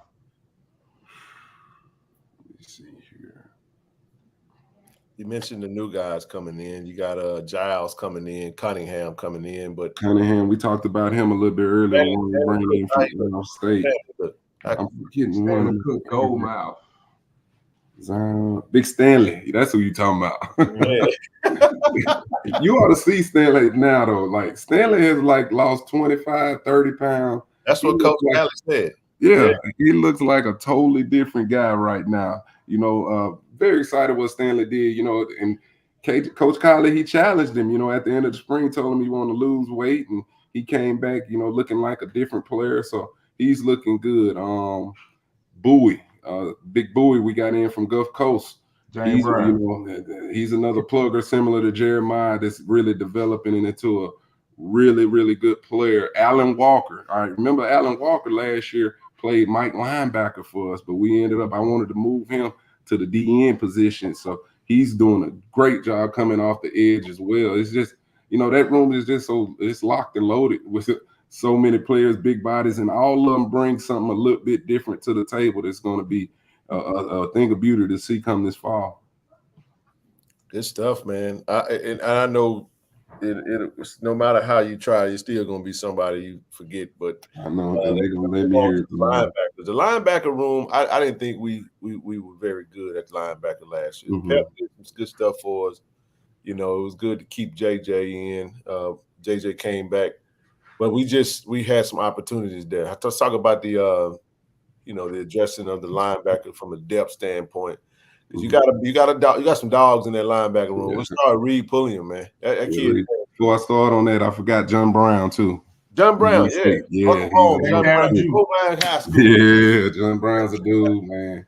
He was up there the other day, so he just getting in the camp. But jumping to the linebackers, Reed Pulliam is a beast. He is a beast. You talk about a 6'3". He looks he looks the part for what NFL scouts are looking for, and his talent and play matches it. You know, he can run, he can bend. He's a smart football player. We were very fortunate to land him, you know, and he's one of those guys too that's going to play Mike linebacker, but in a lot of situations too, you want him to rush off the edges, you know, type that. He can do so much, you know, as a football player, but he looks the part. Then I love, like I be telling, I love my guys with the dreads hanging out. You know, there's just something about them dudes when they come out there, got the dreads swinging, and He doesn't talk much, but he talks when he needs to talk because he understands he has to be the quarterback on the football field at that linebacker position. The next one, Ashton Taylor, he made tremendous strides. I saw that dude come in from Tennessee State as a walk-on, you know what I mean? But he's playing the wheel linebacker for us, and wow, he's changed his body. He's flying around, doing some special stuff for us. Remember this name, Austin Edmonds. He is a great player. You talk about Reed, talk about Ashton. Austin Edmonds was a transfer we brought in from Bryant College that's been really having a solid week of camp so far. He is as advertised. He can play the Mike or the wheel position. David Jones from Cincinnati, that's really good. A transfer from Cincinnati in there. You talk about big time speed that run through people. I'm excited about him. I'm forgetting somebody. Oh, Javarian Jenkins. Javarian Jenkins. He'll be back this year. That played a lot of football for us. What name you said, Ken? Jaden Ward. Jaden Ward. I call him Hammerhead. Man. I call him Hammerhead. That dude, he strikes people in the face. I told him, I can't have you getting kicked out of games. He's one we brought in, a transfer from Northwestern State. It's going to be good for us. So, and I agree with you. That was another position we wanted to get better and deeper at, was the linebacker room. Nothing against Pep. Pep played great football for us. KJ did too as well. But we needed more bodies. You remember last year, John Huggins started out at safety, but we were so thin there, he had to go down and play wheel backer for us. So this year we got just a bunch of guys that can go in there and play the position at linebacker that we're excited about. Now you got your DB room, man. It's deep. I'll let you take it away. Yeah. Man, how many players are in here on this place? We're going the safety position. It'll be a team to me. Yeah. Starting with safeties, man. We got one from the corn that started out at Jackson State. That's got an opportunity to play on Sundays, and that's Rob McDaniel. That dude there is a freak show. By far one of the strongest on the team, can run. And when I say he get hands on you, you going to the ground, he's going to put you on the ground, and can cover. He can even play some corner. Coach Quinn in certain situations has put his big butt out there corner, and he's done a good job for us out there. But a very versatile player in the back end at the safety position. I got to say Assayas, Assayas is going to do a great job. He's really the leader, one of the leaders on the defense. When he talk, a lot of people listen. He knows where to be on the football field, played a lot of football. So he's going to be solid for us. I can't forget my man, B.J. Washington, though. B.J. Washington, I would love to see where we would have been at, if he doesn't have that injury against Pine Bluff. Because that kid there really is a ball hawk. You saw the plays he made against Southern, had a big pick, I think, against Pine Bluff, but that kid covers and plays center field just as good as anybody. Too. Yeah. Anthony Petty, he's returning. That dude been around. He's another like Jency, been around here long as I have, done a great job developing. He's kind of the Kobe Paul of the defense to me, though. Worked his way to the top, and done a great job changing his body and doing some great things back there on the back end for us. Cam Williams was a guy that we brought in that's another one of those ones you need to watch out for. The other transfer from Eastern Michigan. You talk about 6'3" and a half safety that can really fly around and play football back there.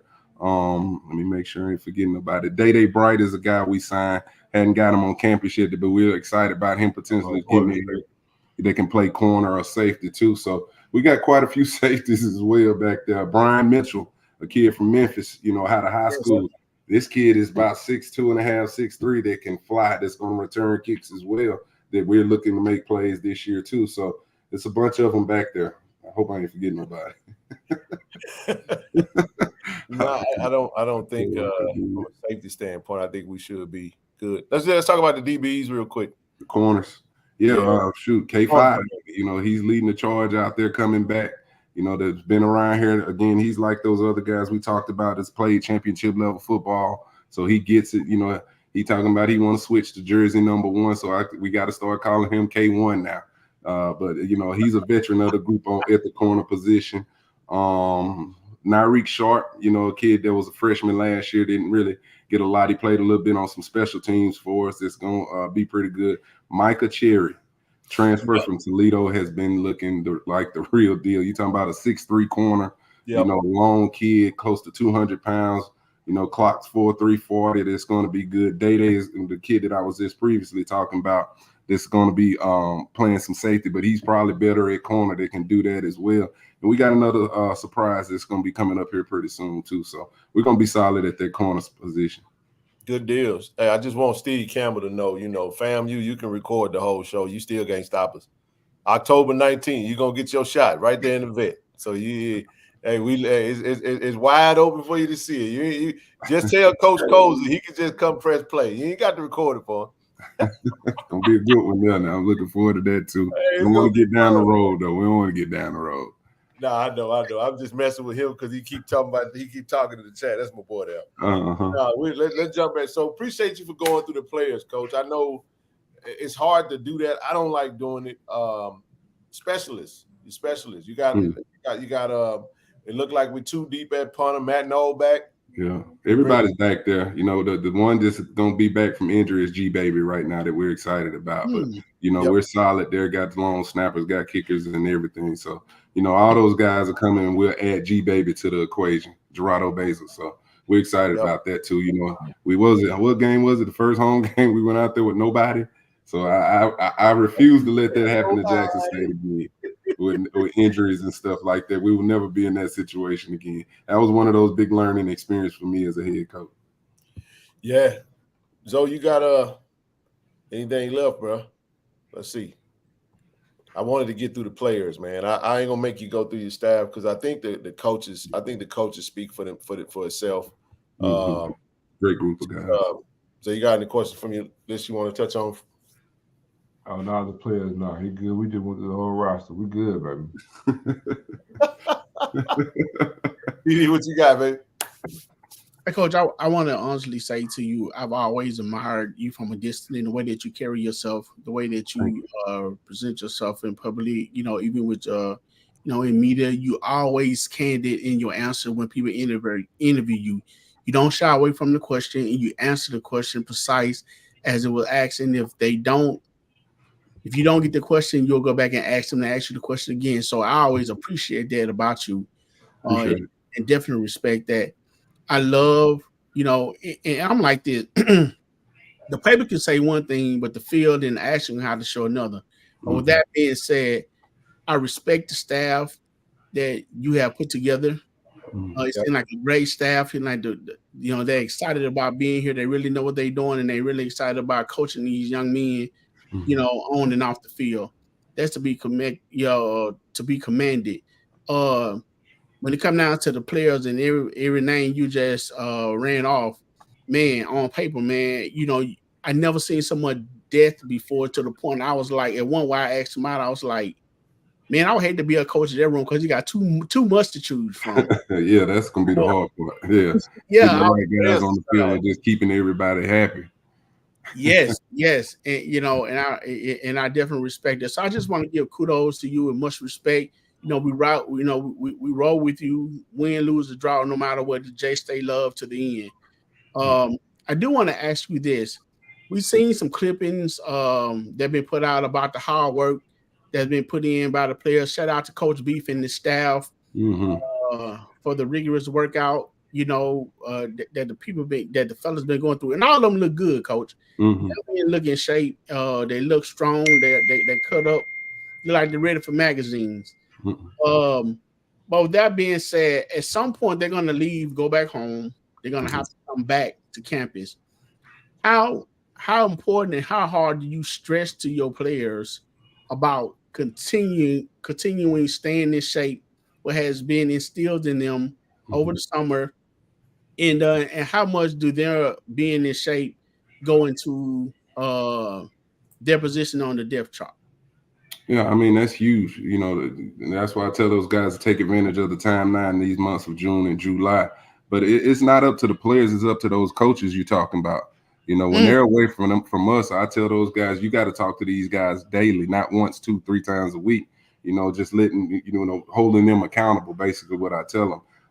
But truth be told, they're only away from us. If you look at it, is probably the longest is a couple weeks at the end of July. when they're gone. But for the most part, those guys are here throughout the summer, working their butts off. But it's up to the coaches. That's why you want to make sure that they're being held accountable for taking care of the players. Coach Beef does a good job of reaching out to them, sending them those workout programs and staying in touch with them, and and just making sure the players are being held accountable and understand that, like, hey man, don't throw away all this work we put in for June and July, for a couple good times on the weekend, and you come back and you set yourself back up, because you don't get June and July back. When we come back from July, August is game time, and we play in August. So that's something that I really stress to the coaches to make sure we stay on them about. Got a question from Tyler. What has he learned from year one and year two, and what is he most? Yeah, we kind of touched on that in the beginning. You might just now be joining. So we got 1142 in the room. I don't know if you're watching from Twitter or watching from YouTube, but if you're watching from YouTube, hit the like button, hit the share button, hit the subscribe button. Make sure you subscribe to the channel. We got the donation thing at the bottom. I don't know if you guys paying attention to that, but what Coach mentioned, we're gonna buy some suits, and we don't know when. We got to collect first, and we'll go into that. I know, Tyler. I'm gonna get him to kind of touch on that again, because I got a couple more questions for Coach. Then we'll let him get up out of there. Boone said, make sure they run the stadium. That's for Coach Beef, by the way. Coach Beef, make sure they run the vet. We already got that in the works. Yeah, we already been talking about that. Beef been on me about getting those guys over there, so we'll load them up on the buses this summer and start, running getting those stadium steps in. That's a good question. Boone, you just joined the hit list about 80 people. Hey, yeah, we making some decent progress. I haven't, because everybody's donating through the through different rosters. I'll be looking at my phone for minutes to have to try to add all that up. But just keep it coming through. I can tell you right now, I mentioned 20K. We ain't even close. So just if you guys are moved to throw some in the pot, feel free to donate. Keep them coming. But let me ask you this, Coach, and this came up, and I know I want to get your thoughts on this, man.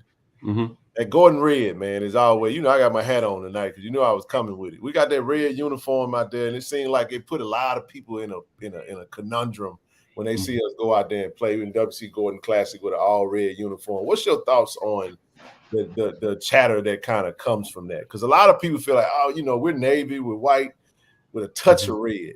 But I don't think some people really understand the trend of exaggerated alternate uniforms. Like it's like a color rush in that sense. Give your thoughts on that, because I absolutely love the uniform that you did. I didn't like the other one, but I'll just leave that alone.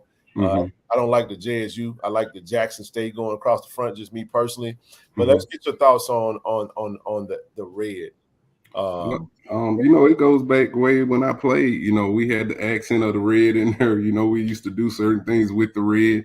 WC Gordon believed in it. He had that one that kind of really brought that the accent of it out. But that's what that weekend is all about. Honoring him, and the kids love it. That's just the way that I looked at it.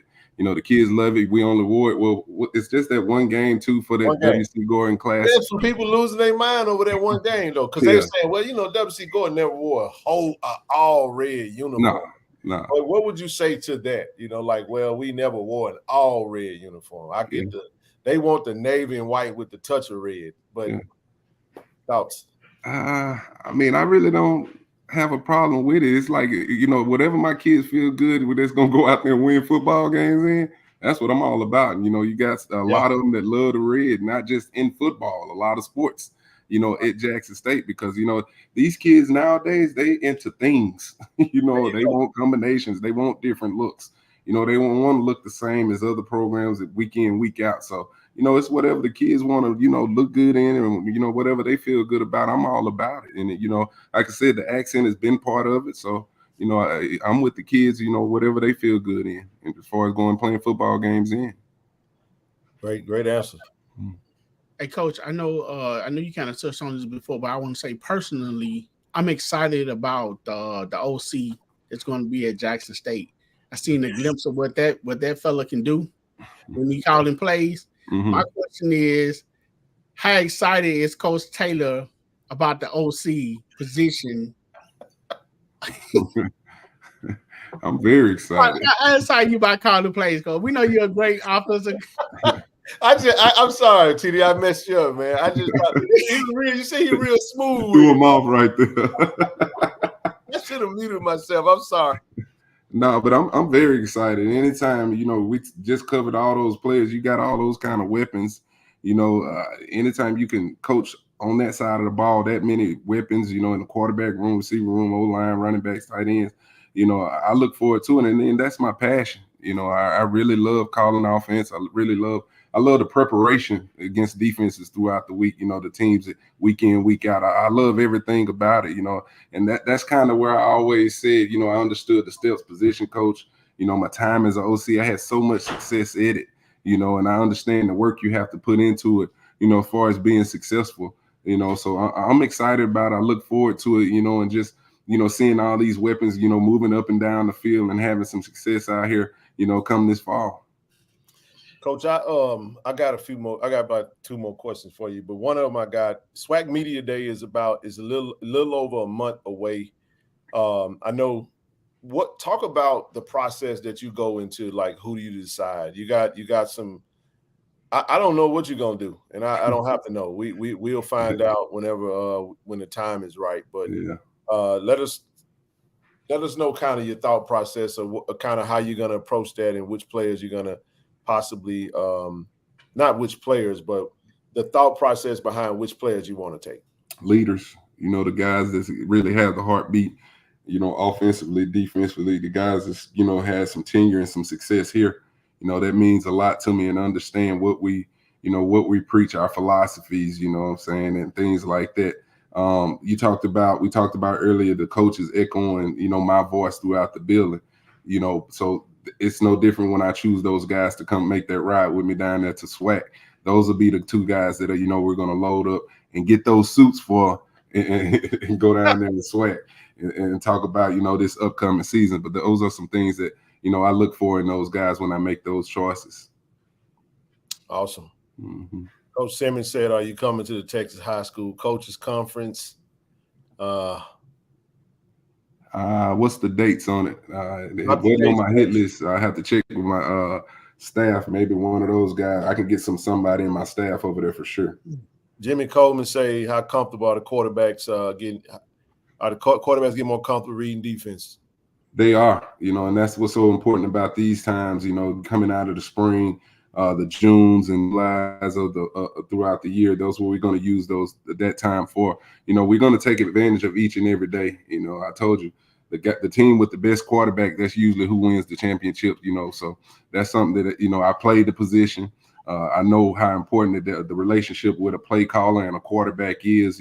For us having success. So that's something that we got to be elite at, not just good. I want to be elite at, as far as, understanding defenses. And I want to help the O-line by getting the ball out quicker. You know what I mean? Understanding defenses, getting the ball out quicker. And also, too, all the success I've had as a play caller, I had a guy out there, too, to get me out of some bad situations, be able to make the, that's what you see some of these quarterbacks that can make checks. It may not be the perfect defense, so they can get us into the right situations a lot of times, too. So the guy that they can go out there and jail and do things like that. But, yeah, we working daily. Those guys are in the building. They beat me there a lot of times, and they're staying as late as I am in there. So I'm excited about them and their growth.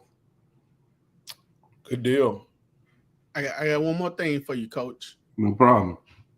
So it's to my understanding that September the 22nd is a very special day. It is. It's a pretty solid day for me. Pretty solid day for you? Yeah, it's a pretty solid day. How solid would it be to get a W put on that cape the day before against Grambling? That'd be huge. That'd be huge. The hole, man.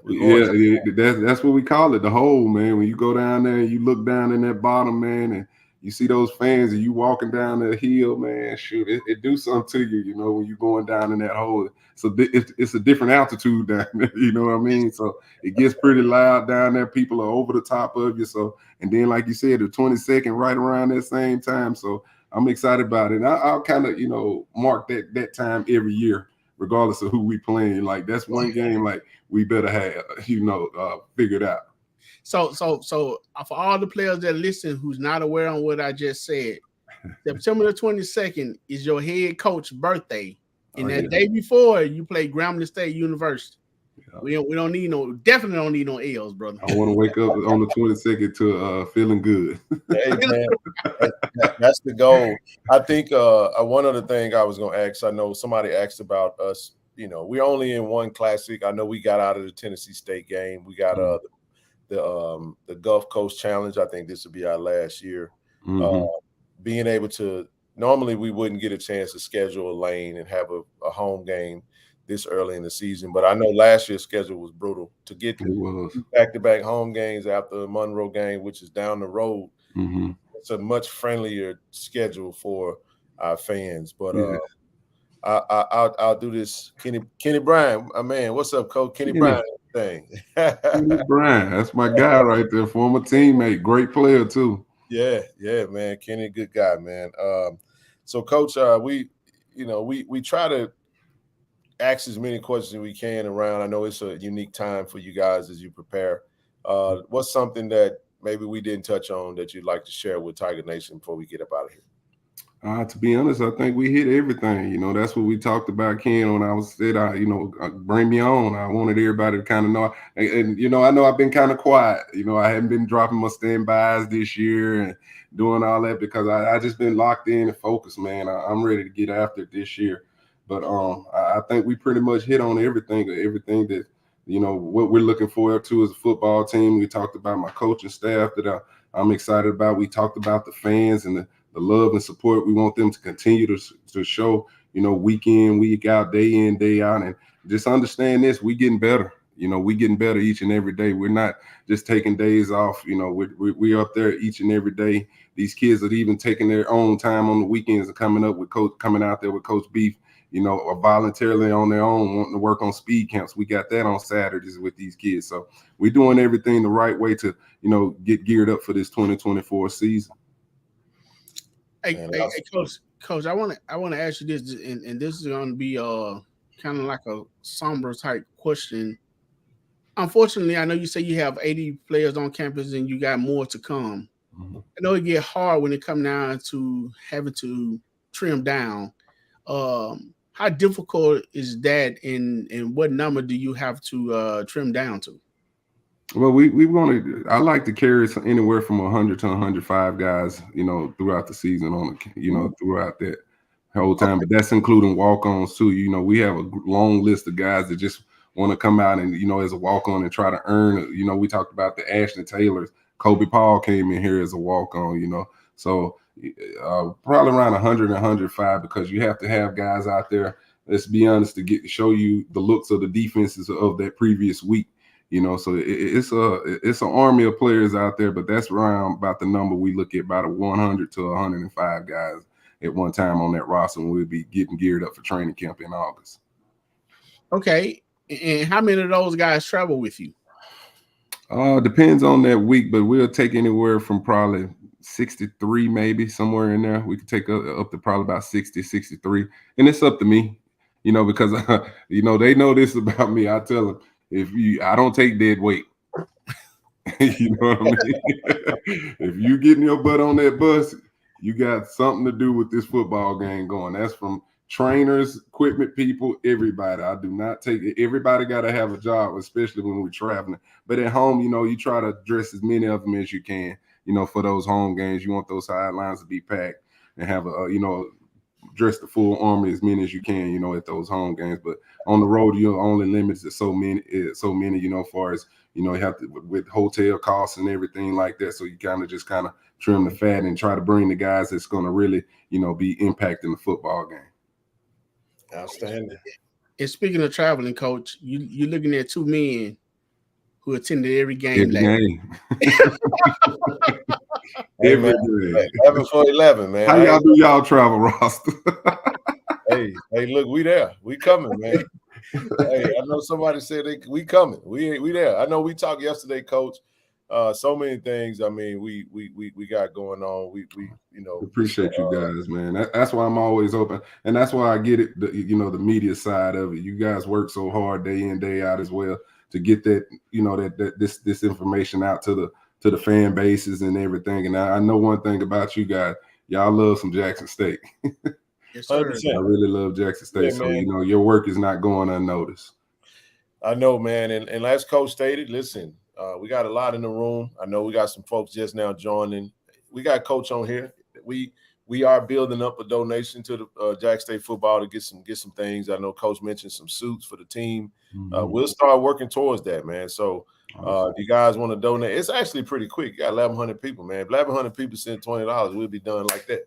It'll be done just that That'll quick. be huge. We know that we got some spectators that probably won't, but you know, if you figure out how to donate, Cash App, PayPal, Zelle, Givelify, however you want to do it, we'll take that on and we'll lead the charge to that. So we won't have a show on Friday. We'll close out this week for that, and we'll go from there. But Coach, man, we appreciate you definitely for coming up. Like I said, just thank everybody for tuning in. Appreciate everybody for we're not getting off the show. We're gonna let Coach get to the evening because I know it's late now. What's the time on there right now? We'll be back at it in the morning, man. We got to get these guys up and rolling. Try to get as many questions in as possible, but we can always bring Coach back on. Listen, in a month we're gonna be at SWAC Media Day. We'll sit down and talk to him again. We'll get you guys an update, and we'll kind of go from there. But as of right now, like I said, if you're watching this show and it's not live, hit the donation link. Send those donations in. We'll collect what we can, and we'll do what we can with what we collect. So there's really no what's the deadline? What time frame on suits? Beginning of the season. We'll take it for a couple of months. We'll set a 20K goal. I'll tally up what we got, and I'll come back on the next show, let everybody know where we at, and we'll push it again. I just wanted y'all to see Coach said so folk don't think, folk be talking, man. Folk be talking, man. So, but we appreciate you, Coach. TD, you got anything before we get out? I know Zoe got tired, man. Zoe was traveling today. Appreciate Zoe for coming up. I know Rochelle traveling, Nook working.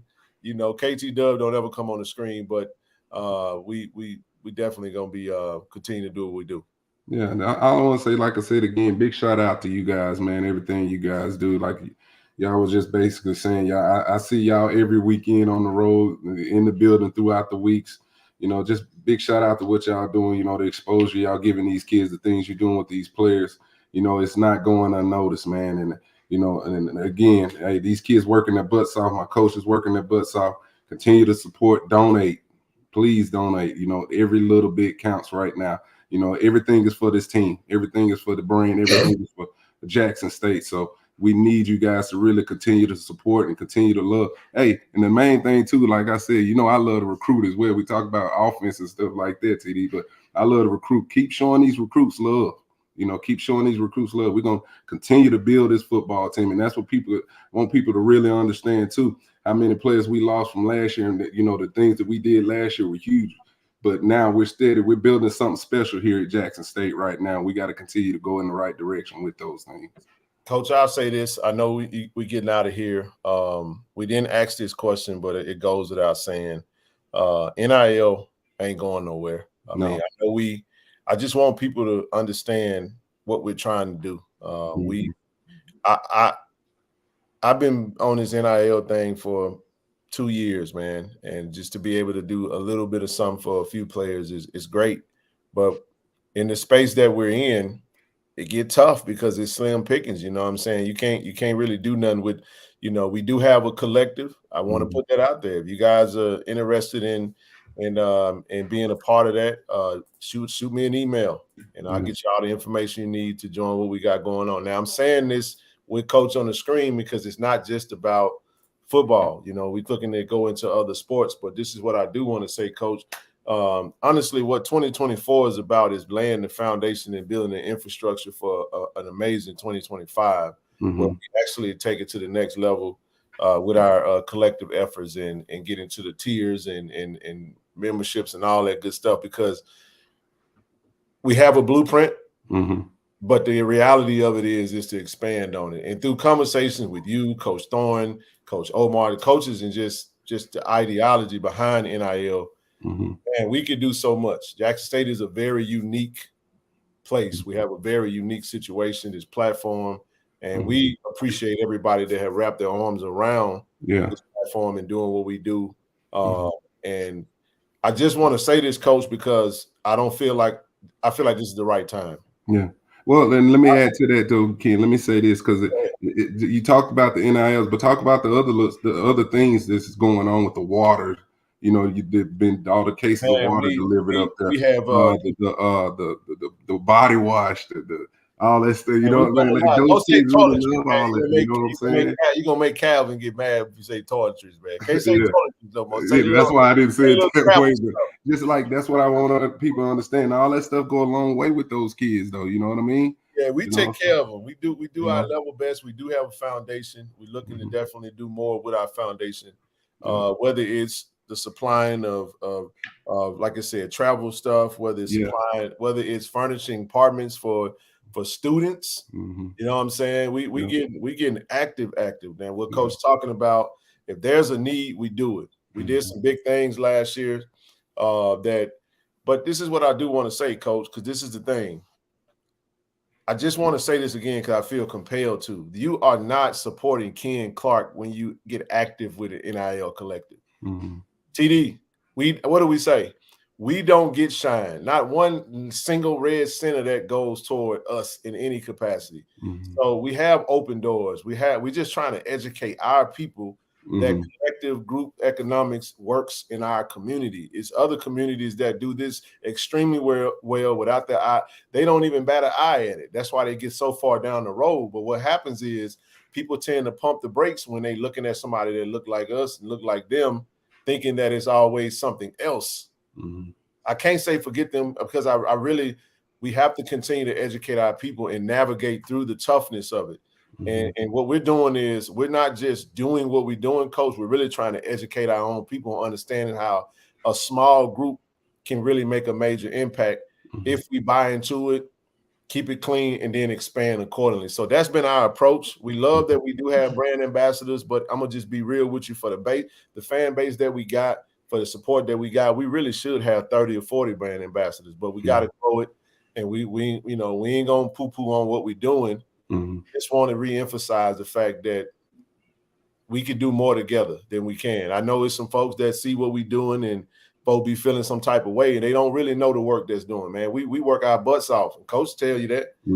Get the world. And then, because it goes back to what we were talking about earlier. That's the landscape of what college football is now. And if you want to continue with success, those are the things you're going to have to continue to grow, and and more people have to come in, because that's what college football is all about. It NIL is controlling college football now, and it's only going, like you said, it's not going anywhere. And it's going to equate kind of to the type of student athlete that you're bringing in. Let's be honest, so that it's not going anywhere. So we got to get with the times too as well on that. Absolutely. Hey, Ken, I'm done, Coach. I have this to say first. First of all, Coach, it's our pleasure to do that. I mean, anytime KT Dove or Ken call me, we're like, hey, man, we're going to get the water. We're doing this. Hey, I take my break or whatever I need to do to make sure that I'm there, to deliver. So it's an honor, it's a pleasure for me, because I get joy out of helping people and seeing people enjoy being helped. So, that's number one, which leads to, Coach, I'm waiting on a call back from you. And shout out to Mr. Leslie Peters. He appreciated the things that we did last year. You know what I'm talking about, when we came over with the jerseys and all. And he said, he told me, hey, next time you get ready, let me know. I got you, TD. So I'm waiting on you, Coach, to let me know when is a good time. Okay. The last thing I would say, for those people who are listening, Coach Taylor, Ken, who sitting on their pockets and stuff and say, okay, why isn't the school purchasing or doing this for the football team? What would you say to those individuals? Why the donation would be very invested and needed? Because you have some naysayers be like, well, the school getting money for this, or the school got money for that. Why can't they purchase? Can I speak one thing before you answer that, Coach? Go ahead. One of the problems that we have is that we're single-minded. us saying what we're doing does not mean that there aren't other things that are happening. Correct. And it That's what I seems would like say. what happens a lot is people think that by us saying what we do, that we're minimizing what there are some major supporters that are doing major things that aren't on platforms talking about it. Shout out to the Tiger Fund. Tiger, Bengals, Blue Bengals. Blue AD. Bengals. Let me say that, King. Like Blue Bengals with the nutrition stage. Tiger Fund is there every day. You know, Yes. this is what I was gonna say right here. As simple as this: strength in numbers, and we got numbers. Imagine what we can build if everybody just come on. You know, strength in numbers. You know, and I talked about earlier, President Thompson, the things that he's doing on campus right now for us. AD Robinson, come on now, VP Robinson. That's in the I game. can't say enough, you know, but we got an army, you know. Just imagine there's strength in numbers at Jackson State. So, you know, everybody's doing their part, but you know, we need everybody in on this because we could take this thing to a whole nother level, you know, once everybody get up and say, like, you know, this is what I want this program to look like going forward. And we're not just talking about football, you know what I mean? We're talking about athletics in a whole, you know, because these kids are doing their part. You know, these kids are doing, we talked about APR stuff, the things that they're doing right there with APR. They're getting the education. We're pushing them to get the education, even though, you know, we talked about it being difficult at times, you know, trying to push them to get those degrees because of the NIL stuff. But just imagine if everybody gets up, you know, put forth to the program, you know, and get us to where it needs to be. And, you know, we'll be a powerhouse out here, you know, which we already are. Yeah. Yes, sir. We coming though. We coming. I love it. I love it. I'm crazy enough to believe that, you know, I know I've been called into doing the space that I'm doing. God blessed me with a great brotherhood and sisterhood, camaraderie, and we just gonna keep at it, man. We're gonna keep That's at all it we can where do. it goes. Yeah. And man, we really in the baby stages of this thing, and I'm so excited for what's to come. Coach, we appreciate you for allowing us to assist and help in whatever ways, and it ain't a prideful thing, it ain't a boastful thing, ain't a braggadocious thing. We really only care about you guys' success, but we really care about them kids, man. When we say I love, it means that. It's got to mean something. Exactly. I'm done talking about us. Like I said, we got the donation rolling for football, man. Y'all heard the coach. If you just now coming in back, rewind that thing up to the front when we first talked about it, you'll see exactly what Coach talking about. Keep them donations coming in. Coach, we appreciate you, bro, for coming on, man. We'll bring you back up sometime soon. No doubt. Appreciate you guys, man. Y'all take care. You know, holler at me anytime, man. I'm always open. Give me a call, Coach. I got you. Appreciate you. All right. Sure, no problem. All right. Thank you. That was a treat, bro. Yes, sir. That was a treat. Coach touched on something, TD. He talked about APR, man. We got a few preliminaries. We'll get out the way, and then we'll get out everybody's hair. Appreciate everybody for listening. If you're here, if you're new to the channel, please subscribe to the channel. We're here every Monday, Wednesday, Friday. We ain't gonna have no show Friday night. We went all out tonight. We're gonna take our weekend off. It is the summertime. We getting prepared. And I want y'all to understand something. We might even take another week off between that, because once Swag Media Day hit, TD, once August get here, it's grind time all the way through the end of the year, and it's not gonna be many opportunities that we'll have to take off. So just know that we working. Keep them donations coming in. I'm gonna go ahead and remove this for a quick second because I did want to touch on APR. Our 4-year APR score at Jackson State, 16 sports registered a 930 or above in good standing established by NCAA standards. Program is in good standing if you register multi-year rate of 930 or above, and the team must achieve a 930 4-year rate in order to be eligible to compete in NCAA postseason play. 3 sports recorded a perfect single score, which is bowling, men's tennis, and soccer. Every other sport of all 18 said all of Jackson State 16 sports registered or higher. So we did a great job. So shout out to all of the coaches, all of the programs. Shout out to AD Robinson and the athletic staff, administration for the leadership at the university. Not gonna worry about any of the other schools. I just wanted to focus on Jackson State and keep it rolling. J-Mac, man. J-Mac had a great season over in Euro. He playing Euro ball, man. Co-forward of the year, TD. First team all Cyprus all defensive team, Cyprus all imports team. You know, he had great season. He averaged 15 and 13, bro. And he averaged a block and a half a game on 55% shooting, first in the league on rebounding and block shots. So doing the same thing he was doing at average right there, Ken. Huh?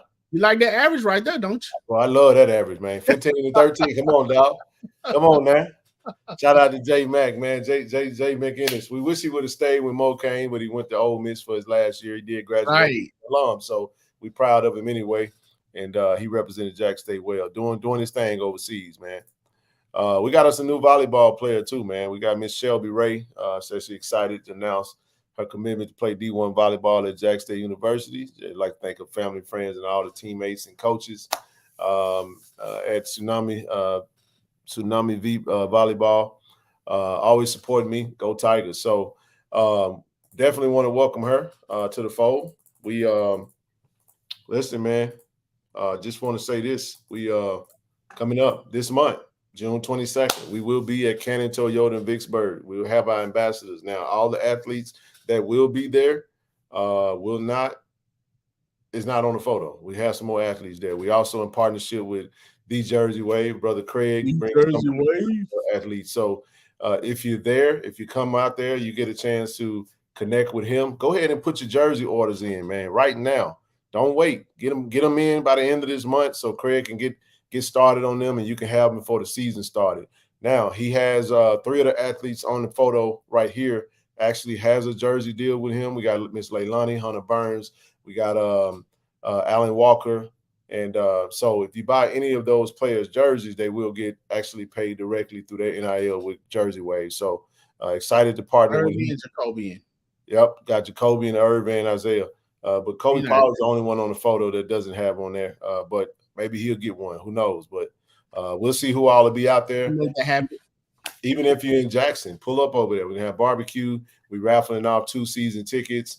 It's going to be a lot of folks there. We plan on going live. We plan on sitting down with some of the athletes, doing some talking. We're just gonna see how it goes. We're gonna wing that thing and have a good time. So if you can make it on June 22nd at 11 a.m. to 2 p.m. anytime within that 3-hour radius, we'll be at Cannon Toyota Vicksburg. Also, get a card, man. If you got anybody that's in the need for a vehicle, looking for a new vehicle, they got certified pre-owns, they got new vehicles, they got new Toyotas, new Hondas.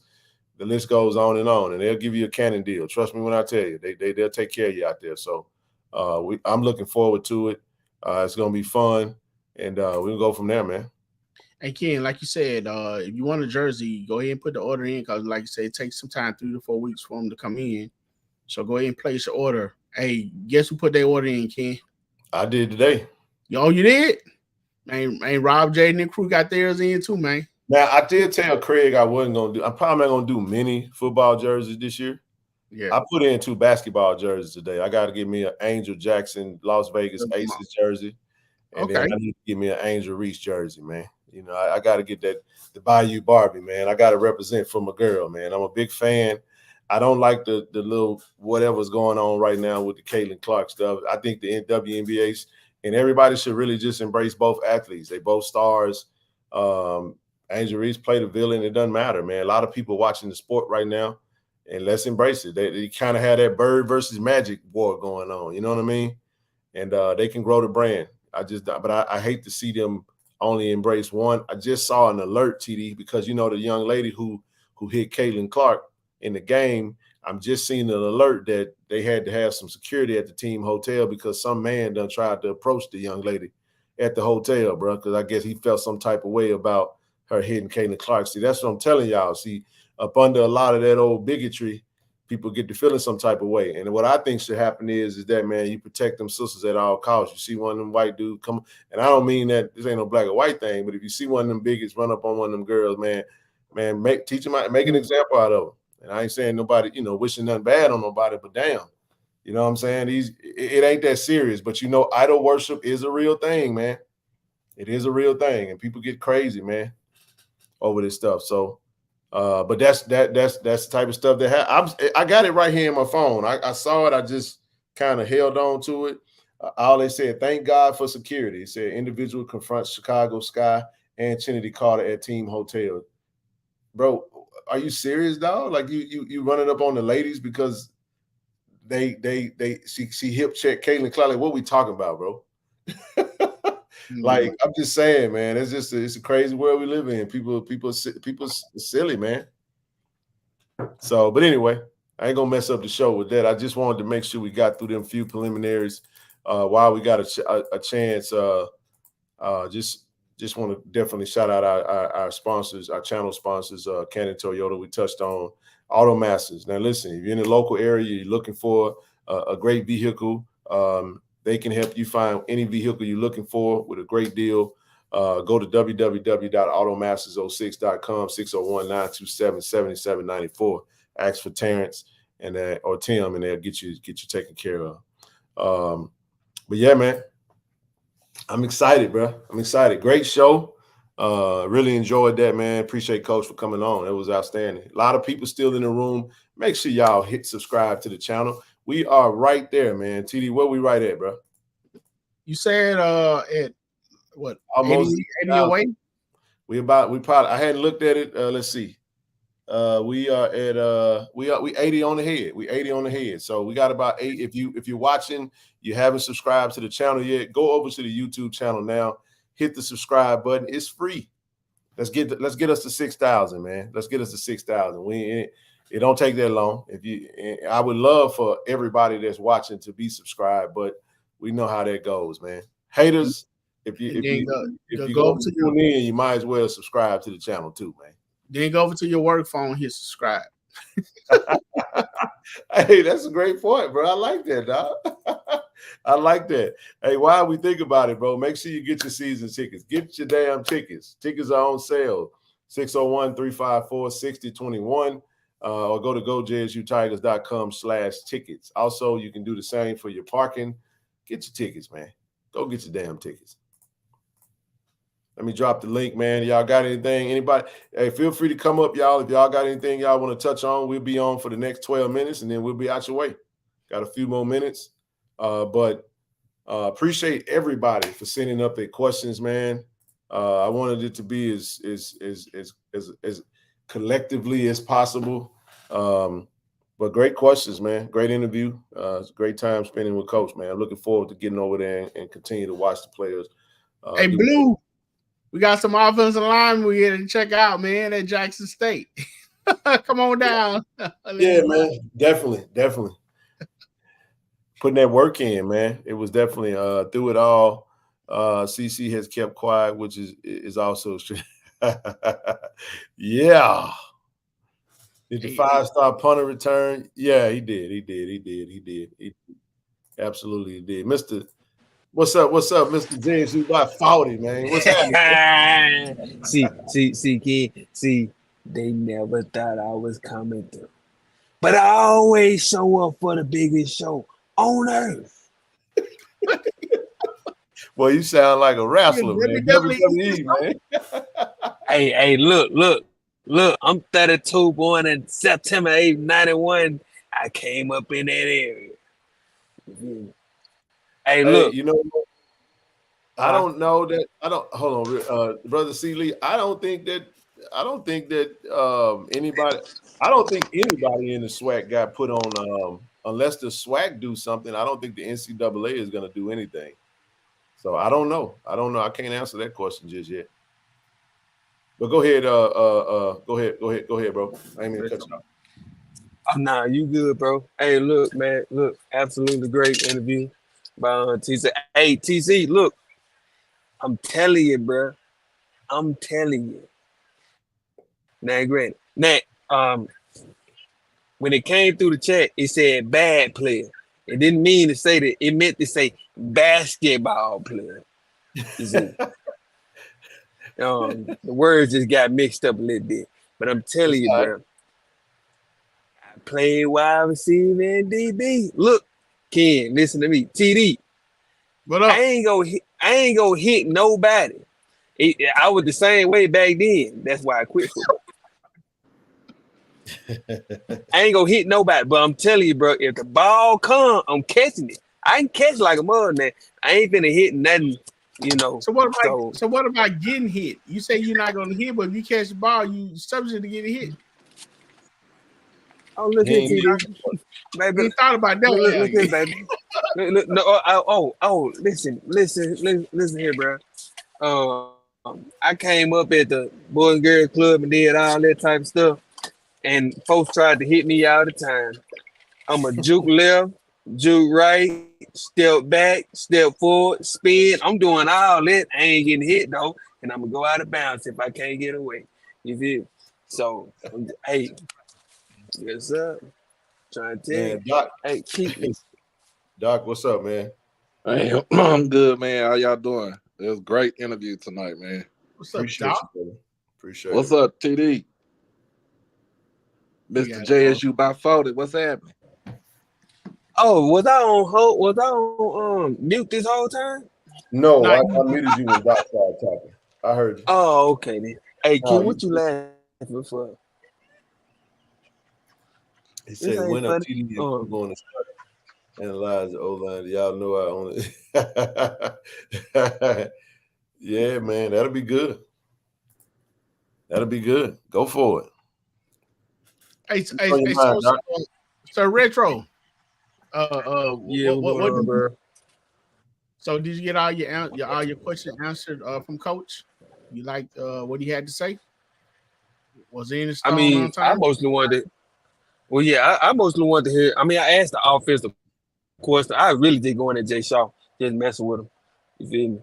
But from an offensive standpoint, I ain't really truly have no questions for TC because I mean I seen his offense and I seen how very effective it can and will be. You know, my whole thing was, and Ken, you actually spoke on this last week, I think. It was either last week or Monday. It was one of them, you know, which is, you know, from a basketball perspective, you know, we hoopers, which is okay, when the offense ain't going, I was always been taught like this since a child. And this TDC, this come from the heart, man. You know, many people can say, let me turn my light on. Y'all think I'm playing. Duke, that light messing with you back there? Well, be quiet.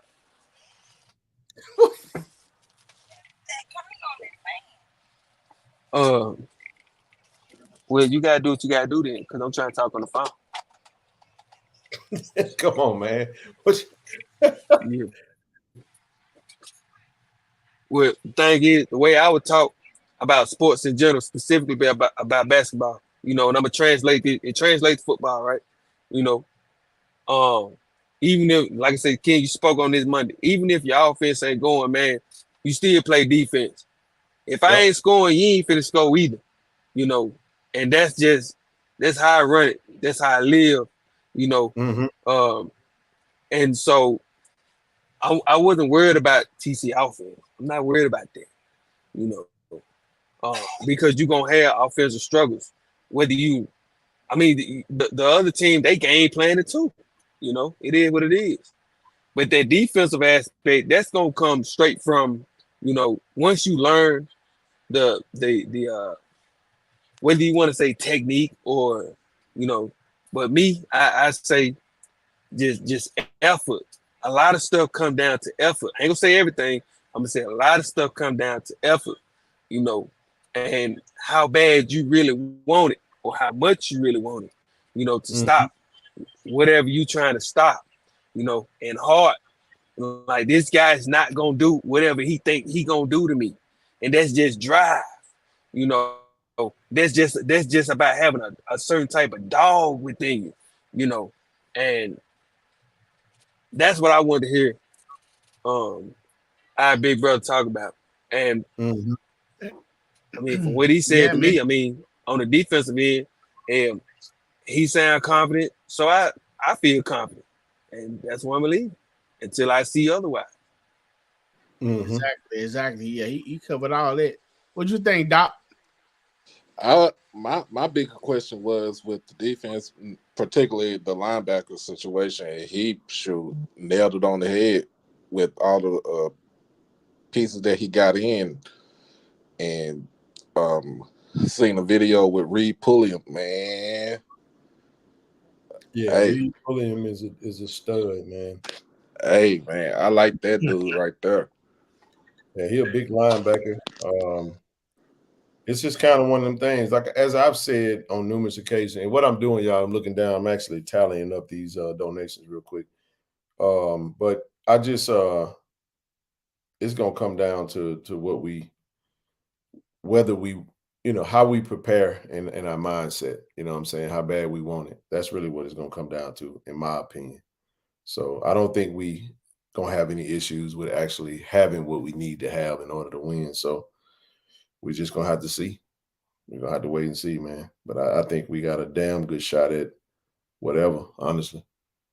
We can go get whatever. It's preparation and want to is my thoughts on that. Mm-hmm. Mm-hmm. And then another thing I like. Oh, go ahead, Doc. Go ahead, Doc. You do it. Oh, my bad. Nah, but another thing I like, as far as we was talking about being the OC and how he loved calling the offense and calling the plays. That's a mad scientist brewing right there. Yeah. That is a recipe for somebody about to get their feelings hurt in the SWAC this coming up season. Mm-hmm. Well, that's the hope. Sure. Somebody about to get their feelings hurt. All right. Well, I say this. Now with them suits, damn, we could have asked it. I know he said something about the deadline. I know he also said something about a 6 weeks to get everything finalized. I think there probably needs to be a deadline because if it's gonna, we'll do June. You got about 100 or something. We'll finalize it at the end of this month. We'll come back on. Yeah. We for the amount that I'm thinking, we 25% of the way there. So we had a good number tonight. You say 20,000 is the mark. Yep. Yeah, that is the mark. Give or take, you can negotiate. Just depending on what you're trying to do. Yeah. I think Jashale did a quote like a year or so ago. It was like 20-something. But I think there may be some opportunities there, especially with like foundations. You can actually partner with businesses that may do something with nonprofits. It's a lot that you can do, man. Us having a nonprofit, we can actually go speak with them and see about making that work. So you just got to go do what you do. There's a lot of connects out here, man, that can.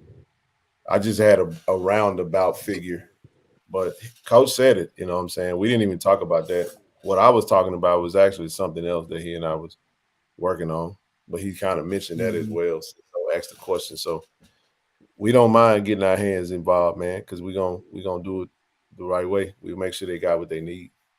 And y'all know we show our work. So if we do it, we're going to definitely be there when they're getting sized up. We're going to be recording shit. We're going to do all that.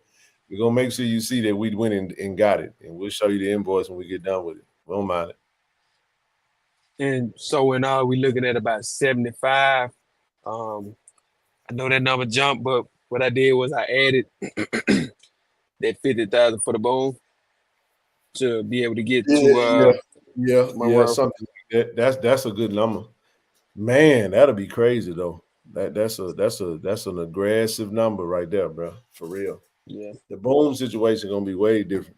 We pull that shit off. That'll be crazy. That'll be crazy, man.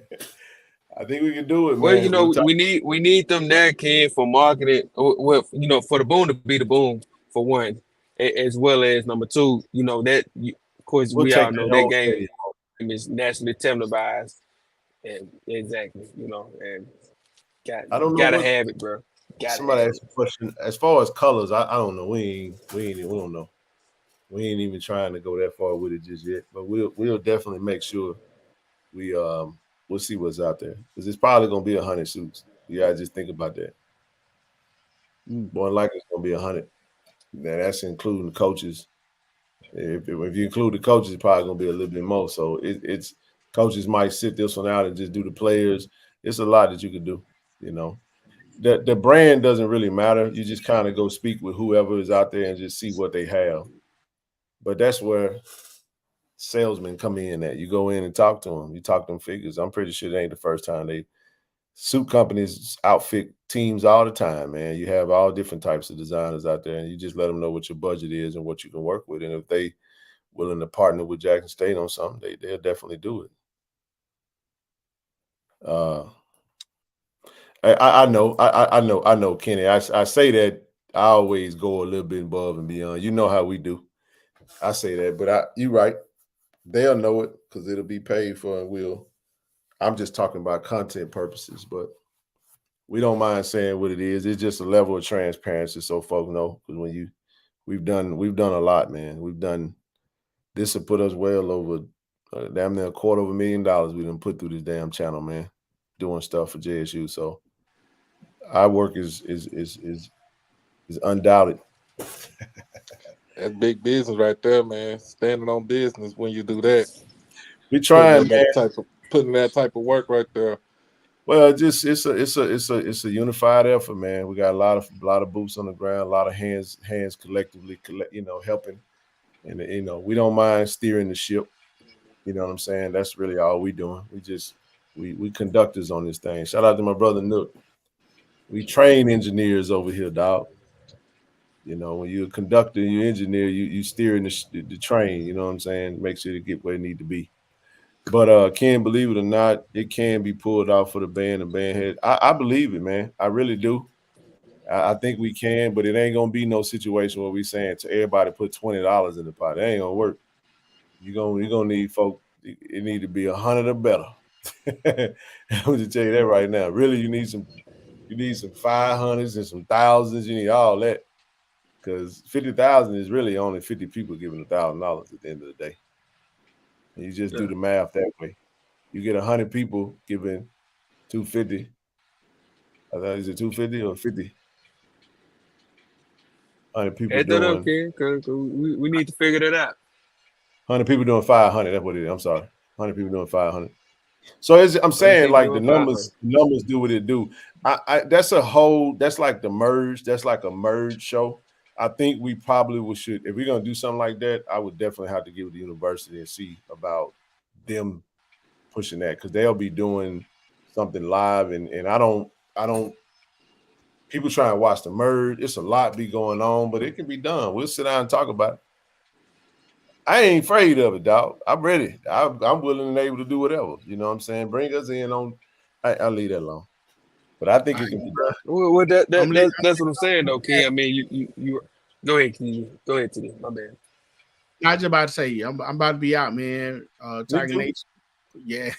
Appreciate y'all, man. Doc, y'all take it easy. It's the retro. Always good to talk to you, bro. Well, definitely. Later over there, dog. I'll give it tomorrow, bro. Yes, sir. Give him a call. All right, let it up. But no, it's doable, fella. It's doable. You just got to set it up and do it. I think it's definitely doable, though. I believe that wholeheartedly. So, I mean, it just go back. I ain't gonna hold you up, Ken. I know it's getting shit. I don't know what the time it is on your end. I'm on the East Coast right now. I'm in DC, but it's 9:30, man. Yeah, I'm all right. Go ahead.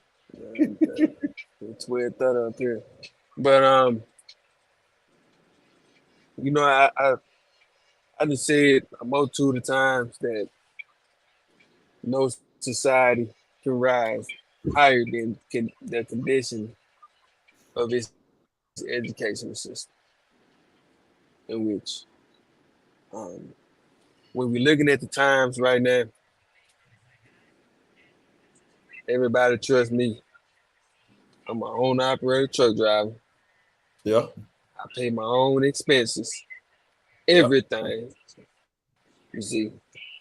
And so I get hit by a lot of stuff. Just lost $10,000 over in April. But it's my drive that keeps me going and the support of the university that keeps me going. I don't have any children. That's simply one of the main reasons, because I'm born and raised in Jackson. I ain't never lived nowhere else outside of Jackson, outside of going to college, Um, and so I know a better Jackson State, i.e. the educational system, can and will equate to a better Jackson within itself. And so a lot of y'all got to understand that people like me have a different type of investment, or emotional, rather, if we want to use those type of terms, emotional investment within the university, because it's that institution and that infrastructure that can branch out and create more opportunities for a lot of the shortcomings within the city, to essentially fix themselves. And that's why I do what I do. No, you hitting the nail on the head, bro. You're not, man. People have to understand a large sector of JSU supporters, man, are not even alums, man. Like, people gotta understand, Jackson State means everything to a lot of people that didn't even step foot on campus, and they don't even have to because of what it means to them. Just like there are people who ride or die for pro teams that never probably went to a game, but they wear the hat, they wear the jersey, they have watch parties, they do all that because they find some shape, form, or fashion to attach to that. You coming up in the city of Jackson, everybody know what Jackson State means to them. So I never like to, we never want to minimize that, because support is an amazing thing. JSU needed. Jackson State is a major player in Jackson, man. The success of Jackson State and the success of Jackson goes hand in hand. So, yeah, man, all your support is necessary, dog. All my truck drivers out there, all my, you know what I'm saying? I just think what happens is a lot of times people want to support Retro. And I appreciate everything that you do, man, all the support you've given, bro, for real. Financially, humorously, however, I appreciate it. But I have a lot of people that are supporting me, like, man, I love JSU, I just didn't go. I'm like, bro, you don't have to tell me that. And I said, don't tell nobody else that. That ain't nobody's business, You don't have to give no disclaimer. You know what I'm saying? It ain't like you running around claiming to be something that you're not. You can still support your hometown team that your mama or your sister, your cousin, and everybody might have went to. You just didn't get a chance to go because whatever the circumstances is, but the support is the same. That game on Saturday night means just as much to you as the next person. You got alums out here that went to school at Jack State, and they don't give a hoot nor holler about nothing that go on at 1400 J.R. Lynch. And then you got some folks in the city, Retro, that it mean everything to them, and they never step foot on campus. So we ain't minimizing it either way. You know what I mean?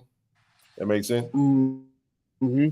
Most definitely, bro. Most definitely, I mean, to your point, shoot, man, I was a baby tiger, but I'm the wave day, but you already know that, but I didn't go to Jack State.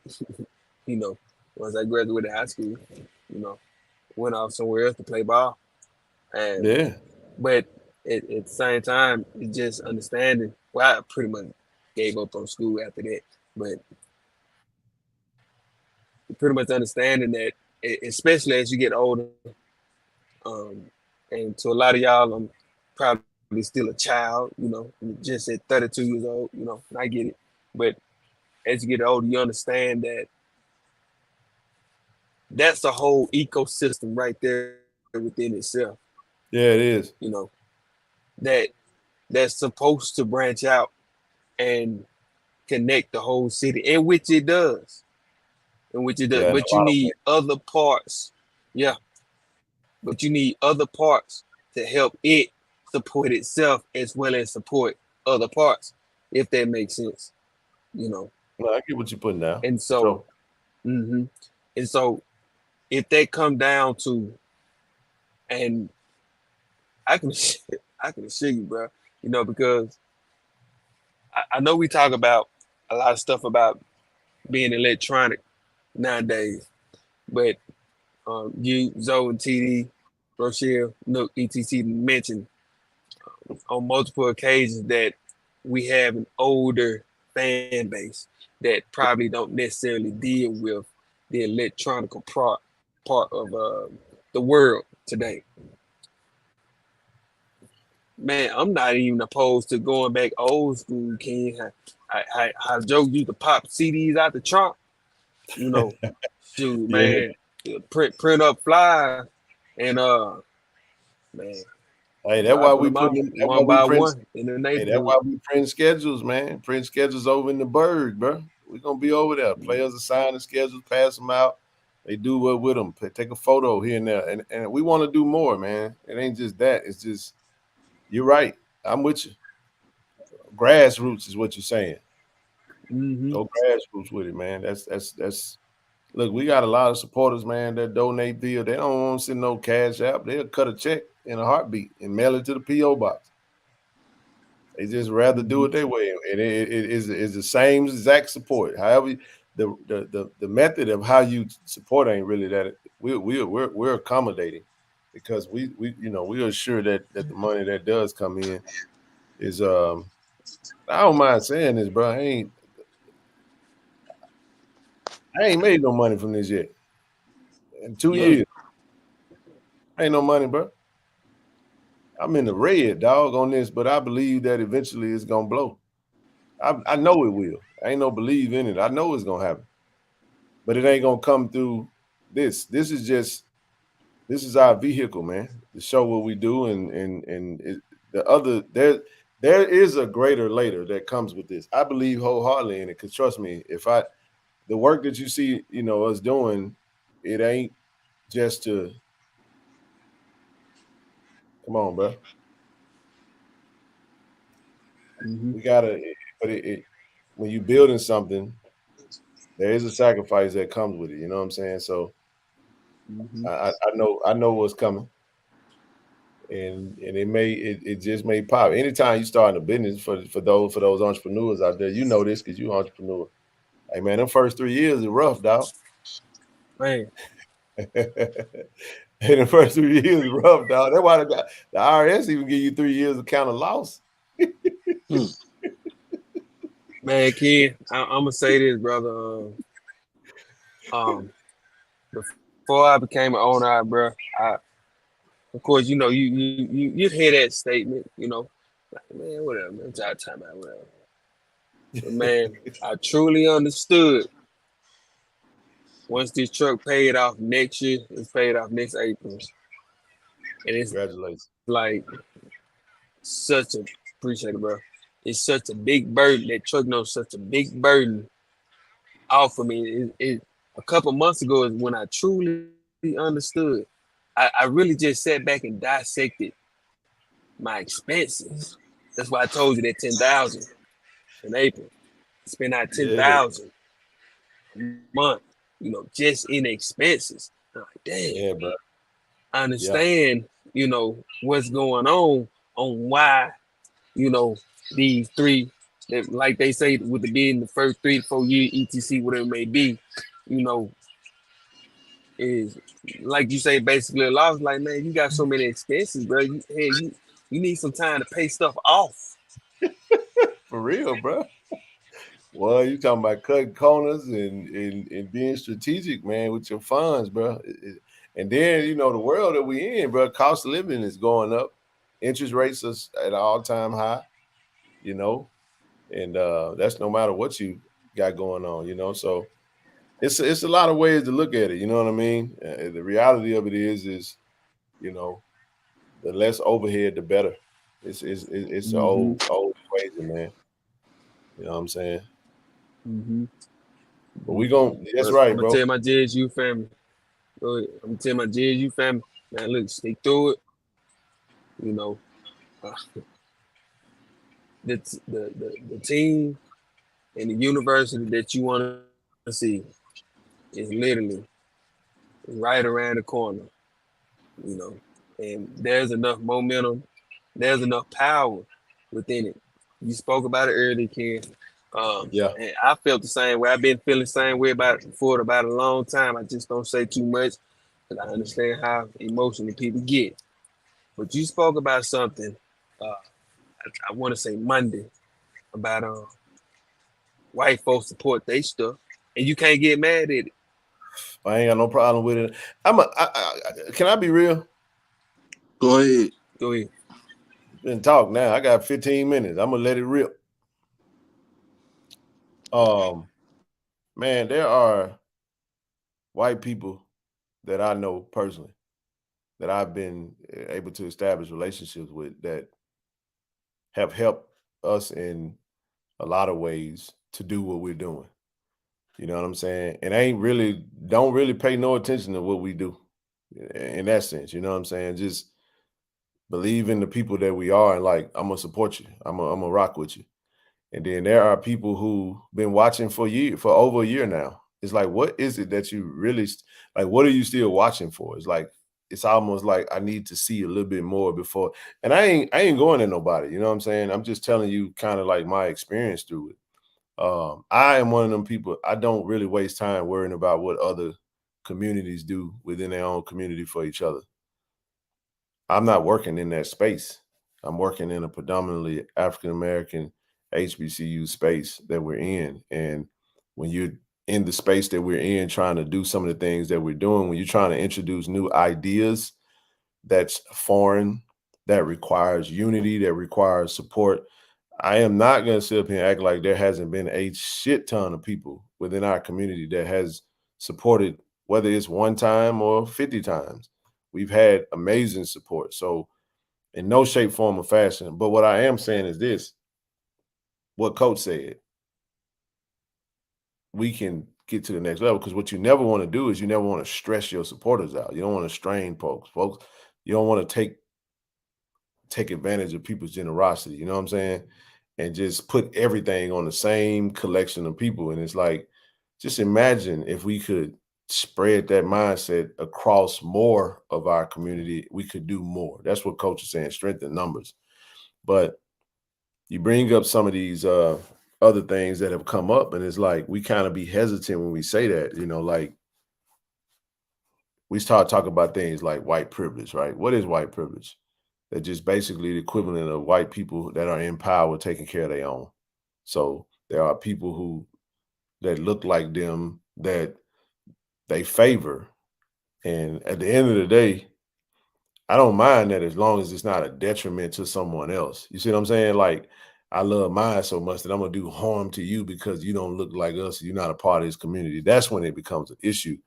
But I just, like I said, and I could go further than that. It's way deeper than just that. But I just want to say, just saying, bro, we got some opportunities in our community. And I can say another thing. I folks be hating, man. Talking to a coach, you know what I'm saying? Folks mentioning my name, you know what I'm saying?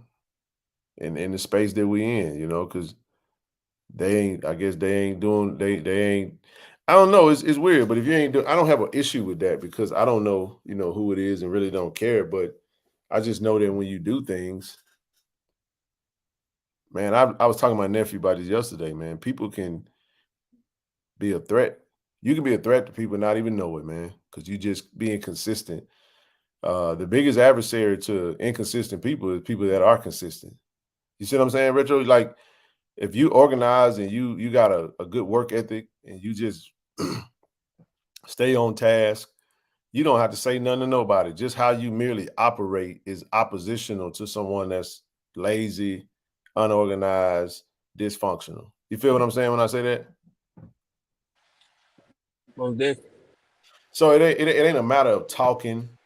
It ain't a matter of identifying who an enemy is. It's just your character is clashing with what they see within themselves. And a lot of time, bro, people be competing silently. You don't even be knowing it, bro. You know what I'm saying? It just that happens, and it happens in a lot of different spaces, man. So what I'm saying that for, somebody said, what are you talking about? It's relevant because what'll happen is that some of these people will know that their contribution to what you're doing can be great if we collaborate. But a lot of people don't want to do that because they feel like in some way, shape, form, or fashion, I'm helping you. And I'm kind of jealous of you. So I don't really want to support that because I feel like in a way I'm going to help you get ahead of me. But they still think that by joining what we're doing, that you're helping me. And that's not what's happening. I got a job. I had a career, bro. That's been fun in my life. It ain't this YouTube channel. Trust me when I tell you. You know what I'm saying? But the whatever we're doing, it has to make sense financially. You know what I'm saying? So we all not going in the hole to do what we do. We'll take the resources from what we're doing and we'll apply it to what we need to do. Even from whatever amount down to zero, we'll use all of that so we can be where we need to be. So ain't nobody taking no money out their household to do what we're doing. You see what I'm saying? That's how we move. That's how we do. You can ask anybody on the platform; they'll tell you that flights, hotel stay, all that shit, man, is covered through whatever we doing. Because we gotta be there. We gotta put this grind in. We gotta work for it, and it ain't gonna pay. You know this because you're an independent operator. Every fucking time you go to a gas station, bro, that's coming out your account. That gas costs, tires, maintenance, food. It doesn't matter, bro. All that shit come out of the expense before you even get to the profit. I used to run box trucks, bro, from the Memphis, northern Mississippi area down to Jackson for runs. And some of them runs didn't make sense because by the time you independent operator, bro, I was catching trains one way in trying to catch a $20 train to get up the road so I could drive back down and make $80. It was stuff like that, bro. You know what I'm saying? Like how you got it from point A to point B was on you. You had to accrue all them expenses and you had to get really good with minimizing your expenses so that when you do get paid for the loads that you're running, bro, you left with some type of profit. If you don't get it, man, it's just when you're working for somebody, they might offer you a gas card or they might allow you to expense some stuff. You see what I'm saying? You gotta worry about that, man. When it's you, oh, baby, every motherfucking dollar that comes out got to be accounted for. Every dollar. See, kid, and that's the thing, man. That's, bro, listen, I'll say this and then I'm gonna say that. And this is no knock to anybody, but just speaking on me specifically and other people like me, you know. Bro, since a child, I never need. Now, I didn't say I didn't listen to, but I never needed a motivational speaker because no pun, right? Yeah. But when that dude said, I wake up motivated, that was my real life. Yeah. Always been like that. Yeah. Always been like that. You know, each step of the way. You know, like I said, not knocking anybody that ever needed that. But I never needed it. And my opinion, when you're trying to get to that next level, man, what we speaking on right now, kid, in terms of, you know, those disparities, getting A to B, what makes sense, etc., and a lot of stuff that don't make sense, but it's almost like you kind of just gotta do it. Yeah. For some reason, and still find a way to get through it. You gotta do it and still find a way to get through it. Again, that takes people don't understand, man, that takes a different type of dog within you, man. Yep. That takes a different type of mentality. And that's why I be coming down. When I do come on here and I be talking about no, man, that's why I do it the way I do it and how I do it, because I understand what winning looks like. And what winning looks like, that comes with a different type of mentality where there's going to be a multitude of times where you're going to have to do something that you absolutely don't want to do, but you got to do it. That's facts, bro. That's facts. You got to do it. That's what winning looks like. Yep. That's what it is. That's how you prepare. You know? I'm with you, bro. When you're right, man. You know, and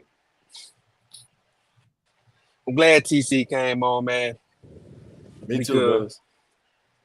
Man, TC got TC got one of the most calmest demeanors I've seen from a coach. Right.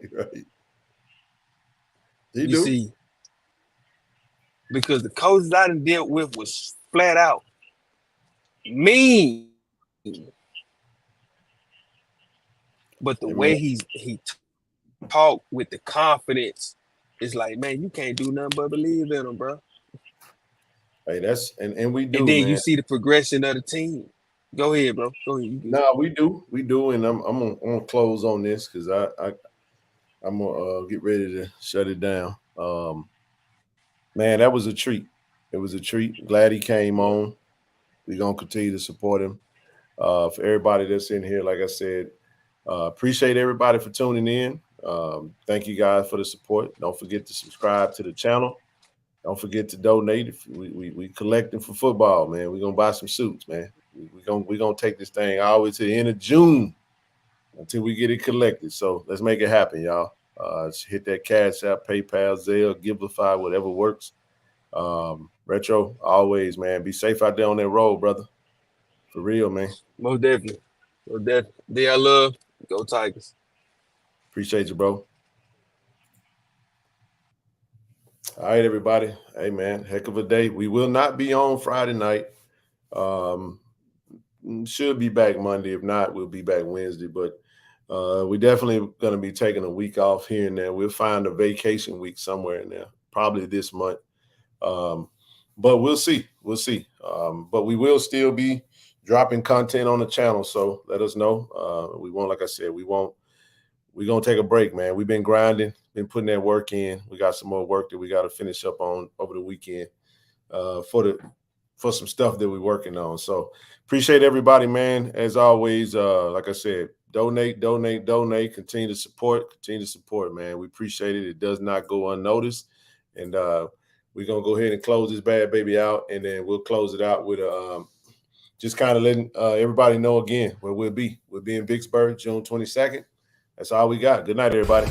This is Shaggy, and I've got with me the coach from Cannon Toyota. They have partnered up with KC-1400 Media, the Jackson State sports media partner, to bring you this really cool fan experience. That's right, folks. We've teamed up with KC-1400 Media Group to bring you Jackson State's finest football players that'll be here live on site June 22nd. Come by, shake hands, and meet some of your Jackson State Tigers. Appreciate it, Coach. This is Ken Clark. We'll be down in Vicksburg June 22nd. We're going to be bringing some football players. We hope to have a lot of Jackson State fans on site. We're going to have some schedules players can sign, hopefully take some pictures, and we plan on going live. We stream from YouTube every Monday, Wednesday, Friday, and Cannon Toyota keeps us mobile. We're excited. We're coming to Vicksburg. Go Tigers, baby. Stop by Saturday, June 22nd for your chance to win 2 season passes for Jackson State's 2024 football season. ShotRx is bringing healthcare to you. With our mobile health team, we can come to your school, church, or business to take care of you. We offer childhood immunizations, COVID and flu vaccinations, physicals, and much more. Don't put your health off. Welcome to Care and Compassion. Welcome to ShotRx.